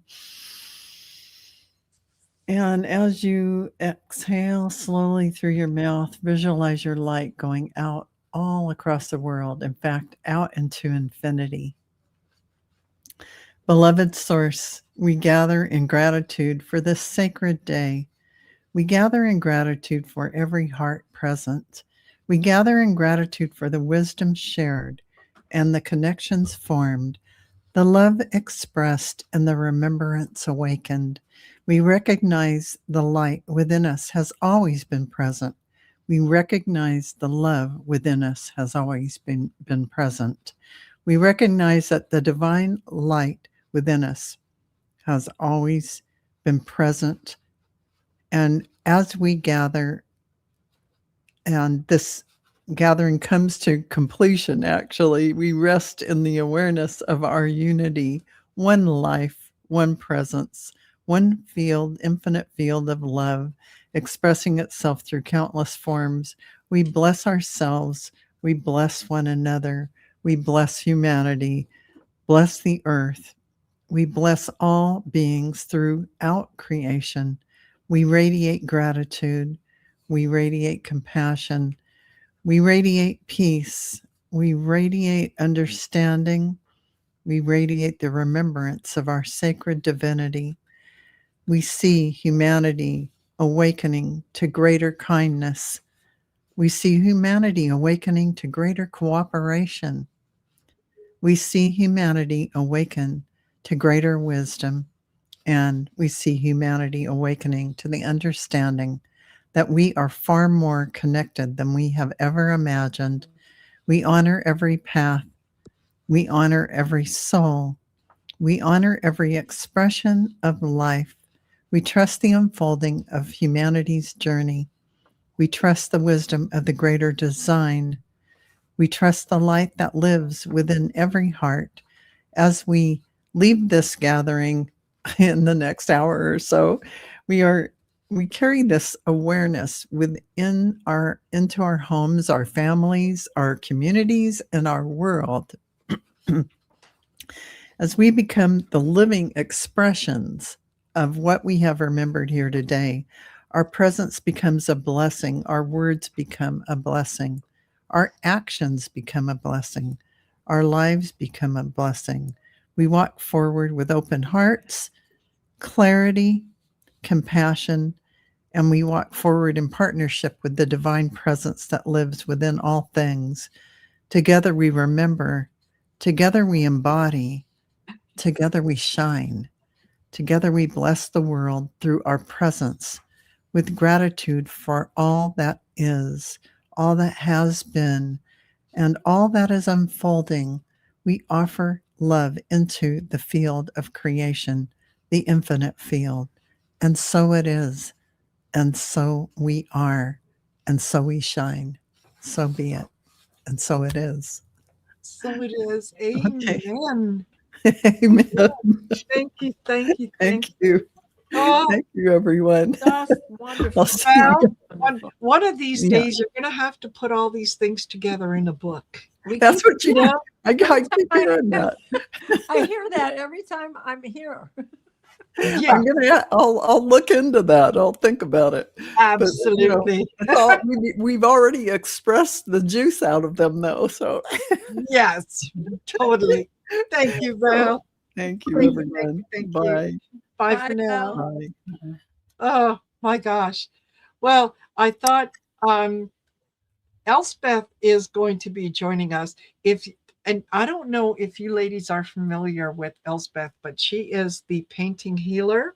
Mhm. Yes. So I don't know if she lost her connection, but she was there and then she disappeared. So hopefully she'll be reappearing there. There. I think she's reappearing. Hey, Hi. Hi. Howdy, Hi. neighbor. She's hello, my neighbor. hello. She So doesn't wonderful know it, to but you're my see neighbor. you. Yes, it's great to see you too. Oh my gosh. So I don't know if you're familiar with Valerie of Illumination Portal and Yes. Hello but, again. Hi. Diana, How are you? the royal Hi. painter. Yeah. So Yep. hello. We've Hi, met once before, but you're down in Detroit and I'm up in Grand Blanc Township. Did we meet in I'm- person? No, unfortunately not. But I'm going to Let's make it come happen. down looking for you. I've been following you on Instagram. Are you on Instagram as well? I'm Do you not. have reels on Instagram? Okay. Well, okay. Yes, I am on Instagram. I haven't posted anything on Instagram. I'm quad yard, but I'm also oil painter. So Maybe it was a future projection. Anyway, great There to you see go. you now. And I do apologize for that glitch. I just got a Wi-Fi extender. Have you used those before? yes. So my art studio is right across the hall from my apartment where I live. And I wanted to extend the Wi-Fi. And of course, just the second that I came into the studio, it just turned off. So I think it's because of the electricity in the room here is so high vibe that it crashed. Well, but you came back. That's all that matters. Yeah. For sure. Yeah, you came back. Great to So- see you, everyone. I thought you wrote a memo in the invitation, Marina, that the theme was about growth. Is that right? About growth, about whatever. I like to leave it as open as I possibly can. Give people some ideas because some people like to have, oh, okay, well, I can talk about this or I can talk about that. But well, I look took at it that. literally. And Look I at that. filled the room with plants. I see. Beautiful. I love this Beautiful. fiddle leaf fig that you've got here. It's Yeah. gorgeous. Yes. Yeah. Yes. You know, Have you named it yet? Oh, yes. This one is named Jericho, actually. Okay. Oh, what Hi, a name. Jericho. Jericho Beautiful. prefers their leaves to be white. Yeah. Oh, very good. I did a I plant love it. reading and that's what happened. So anyway, I just adore the the spirit of plants. They provide such beautiful cleansing company. And Yes. so I'm glad that you can see all my friends with me today. Beautiful. Green is the foundation color. Yes, yes. Yep. Fascinating hearing what you were saying, Valerie, about the full moon in Sagittarius. I heard you talking about Chiron and also something about the tail and Scorpio. And I was just resonating with all of it because I have a lot of Scorpios, Sagittarius, and I'm not sure where my Chiron is, but it's definitely being pinged. Yeah, I think everybody's is. It's in Aries, and that is like the collective I am, like each of us individually for the last, what was it, 7, 8 years now? Yeah. Oh, Well, no it big will be deal. 7 years. It's It'll still be got a year 7. and a half, close to 2 years to go before it moves on Right. Yeah. So into it's Taurus. that was the one. That's the first sign of the zodiac. And I remember you saying you were a Scorpio last time. So that is the, who are you authentically in there? And Chiron was helping us shake that out. Get us in alignment with our authentic self. I'm actually not a Scorpio. I'm a Scorpio wannabe, or yeah, I'm a sorry. Scorpio in disguise as a Sagittarius. I have my moon, my rising, my Jupiter, and several other planets in Scorpio, but my sun is in Sag. Yeah. Okay. I knew you had a lot of Scorpio somewhere. I wasn't sure if it was Sun or others, but Yeah. yeah, that's why you're good at what you're doing. That's why you do what you do. That's you, that deep soul, can see Dedication. the souls within anything, your plants, people, Her dedication. Well, it's sort of like the choice is, it becomes less of a choice the older I get. It's like you can hold it in if you want, but that means you're going to get very, very sick. Yeah. Or Yeah. you could just like turn it into something that could be healing for other people, bring up stuff that they don't want to talk about and find a way for it to be okay so that we can all like, soothe our own souls and look at those wounded parts. That's the elixir for me. That's what makes me feel relaxed, is when I use it for something good. Otherwise, keeping it to myself, it is not pleasant. Yeah. It's No, not. Sagittarius has to let it out. I'm the Mhm. mother of a Sagittarius who is married to a Sagittarius, and they Oh both boy. Capricorn rising. And my son has a moon in Virgo, and his wife has a moon in Libra. So you don't want to be near them at the wrong moment. I have a lot of Libra in my chart as well. Yeah. Yeah. So when I feel things very deeply with all the Scorpio, I have to create something beautiful. Uh-huh. I have to Right. paint about it. See? I love that. I love how you get it out, and you Yes. make it something beautiful. You So if you're transform rising in it Scorpio, like a then your Scorpio would. Sagittarius is in the 12th house. That makes you very strong. My 12th house is jam packed. Like I bet. have like Yeah. 12, I have so much. A friend of mine who's really excellent at astrology looked at my chart and was like, oh my God. And I was like, what? What's wrong? And Who's pulling like, this train? she's like, and she just like passed it on to the person sitting next to them. And they're like, oh my God. And I was like, what's going on? And she said, don't worry. People that don't have this many like T-squares and things in the 12th house are really boring. You wouldn't want that. It's good to have challenge. And I was like, okay. A better term Yes. T-square is a talent square, because many people who have talents have those, and That's a lot right. of them. That's right. So see, and it is a good good thing because you're driven, right? You have something that you pour your soul into, right? Yeah. Cool. I think she's a little frozen. Elspeth, you're a little frozen. Oh, We're Oh my gonna. gosh. We may lose her, and she'll come back. yes. There she is. Nope. Okay. Nope. Are you back, Nope. Elspeth? Or okay. Well, if she's frozen, she'll be gone and she will come back. That's right. okay. I'm sorry.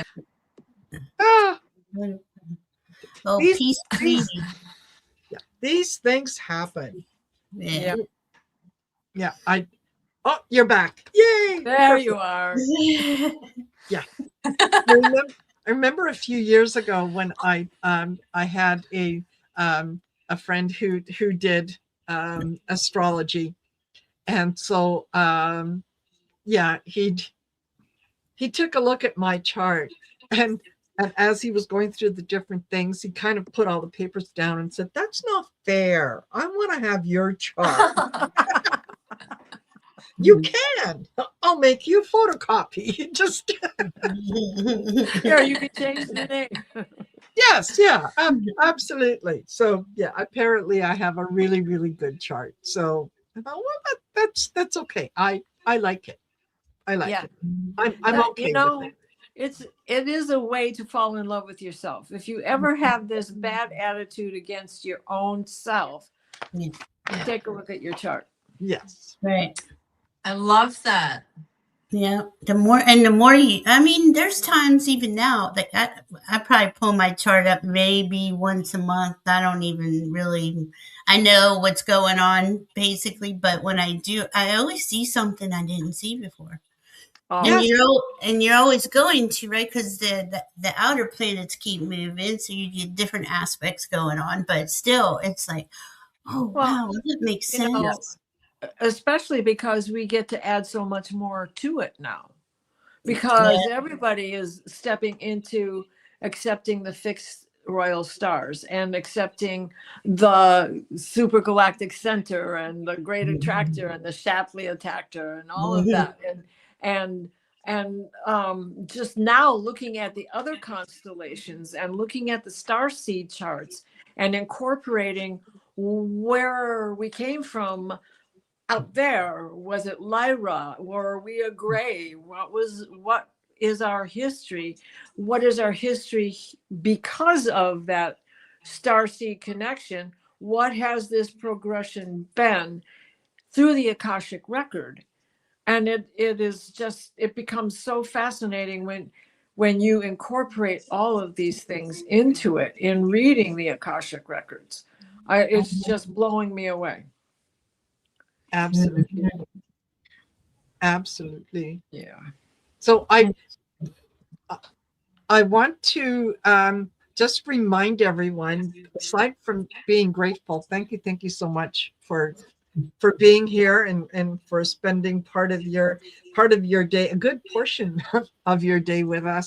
We really appreciate it.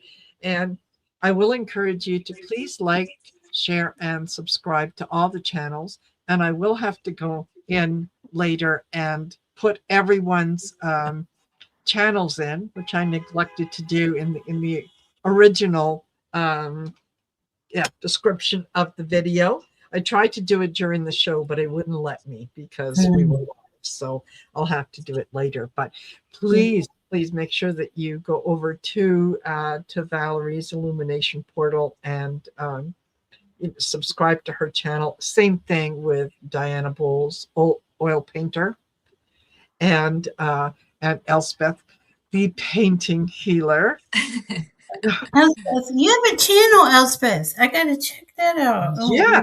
Oh, Valerie. Yes, you've got to see some of the stuff that she has done. Yeah. Fantastic. Yeah, absolutely. Absolutely. Just And wonderful. I love the painting of your new car. Oh, I think thank that you. yeah, it looks like it's going to be a very happy vehicle. It's like floating around on a cloud. It's Yes. really dreamy. I don't know I if you have to go remember. look. There was Yeah. a show growing up called Monkey Magic. Do you remember that show? I think it was made in the 60s, but it was rebroadcast in Australia in the 80s. Anyway, there was a character. It was an Asian kids show that was dubbed with Canadian. And Yeah. there was a ninja warrior who floated around on a cloud. And that's how I feel. I'm just, Uh-huh. I mean, my old car, I wasn't ready to say goodbye to it. It was broken into, but they did me a favor. Yes. And that's what I love about being in connection with wonderful mystics like you, is that it's a reminder to keep your mind and your heart open to the bigger picture and let things unfold in their Yes. time, and try not to rush to judgment. It can be difficult sometimes. I love that car. It has so many memories, and we Yes. really got a lot of mileage out of it, but had a lot of mileage, and it Yes. was valued at $1,000, maybe $500 last year. Ah, Even though it had leather seats and still played cassette tapes, I loved it. It was perfect for Hey! me. That's right.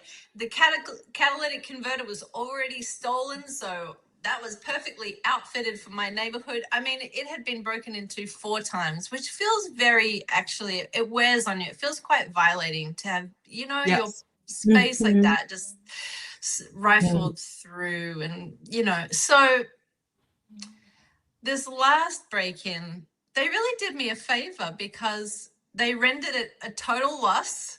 They knocked all the door handles off, tried to tear out the steering wheel, ruined the ignition, didn't take anything. Sounds like just a drunk teenager out having a rough night. Yeah. They got some mascara and just smeared it all over the dash. Great.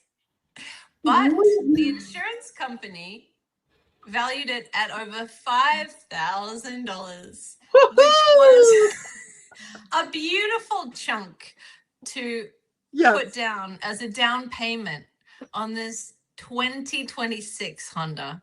So I went from a 2006 Honda to a 2026. I have to say, they don't make them like they used to. My old one had a picnic table in the back. The new one has some styrofoam padding in the back, but Yeah. nothing's going to go wrong with it. And that is peace of mind. And I've come to value peace of mind over just about everything else. That's my Well, gold standard. We are putting bubbles of protection around your 2026 because it sounds like you're in the cast corridor. Oh, no, that's probably better, has more street lights than where I'm at. I'm in the West Village, but just to be safe, I put an old-fashioned club on the steering wheel. Good just job. as a like, Yeah. So they'll walk by and be like, never mind, let's move on to the next one. Just as a lucky charm. Exactly. And it looks, when you showed on your channel, when you showed the picture of your car, my first impression was one of joy and happiness. And it was like, that's a happy car. That, you know how some cars have personalities. Yeah. And that was a happy car. Like, here I am. Okay, it's all good. Like it was, yeah. I think you're going to be very, very happy with it. That's so cool. Yeah. It's a good story. See, and that's kind of Thank what you. Spirit's been doing, right? Spirit's been helping us remove what's been a drag on us. Yes. And Yes. Yeah. lightening it up and making it even more spectacular, right? It's just Absolutely. but just like Diana said a minute ago, well, she was saying peace was everything to her. And Yes. then Elspeth said it, and it's the truth. I mean, you get to that point where that's my soul my soul, that's where I want to be in every moment. That's where that's where I choose to be in every moment. Exactly. So, Maybe. well, Everyone ladies, deserves to be there. yes. I did it. Yeah. So I want to say thank you to all the fabulous folks who have joined us. Thank you so much. I'm almost at the 4-hour mark, and I'm starting to get tired. I'm so Well, you deserve that. But you know what? This has just been such a fabulous discussion, such great energy that um I feel energized, but the body is tired. You know what I mean? Exuberant. Like, the mind You're- wants to go, and yeah. You're So exuberant in all exuberant. of this, and you can go put your feet up on the couch and bask in that exuberance. Yes, I love it. yes. But first, With I'm going to Starry Night right behind Yes. you. Yes. But first, I'm going to have some ice cream, and then, yeah. But so, thank you guys for being here with me to close this fabulous event. Looking forward to the next one, which is going to be on the 27th of June. Okay. So look forward to seeing most of you, hopefully all of you, on the 27th. And thank you for being here, Elspeth. Thank you, Diana. Thank you, Valerie. This Thank you for having me. fabulous. Okay, guys, Thank I you. hope you have a wonderful rest of the weekend, and we will see you later. All right, take care. Bye for now.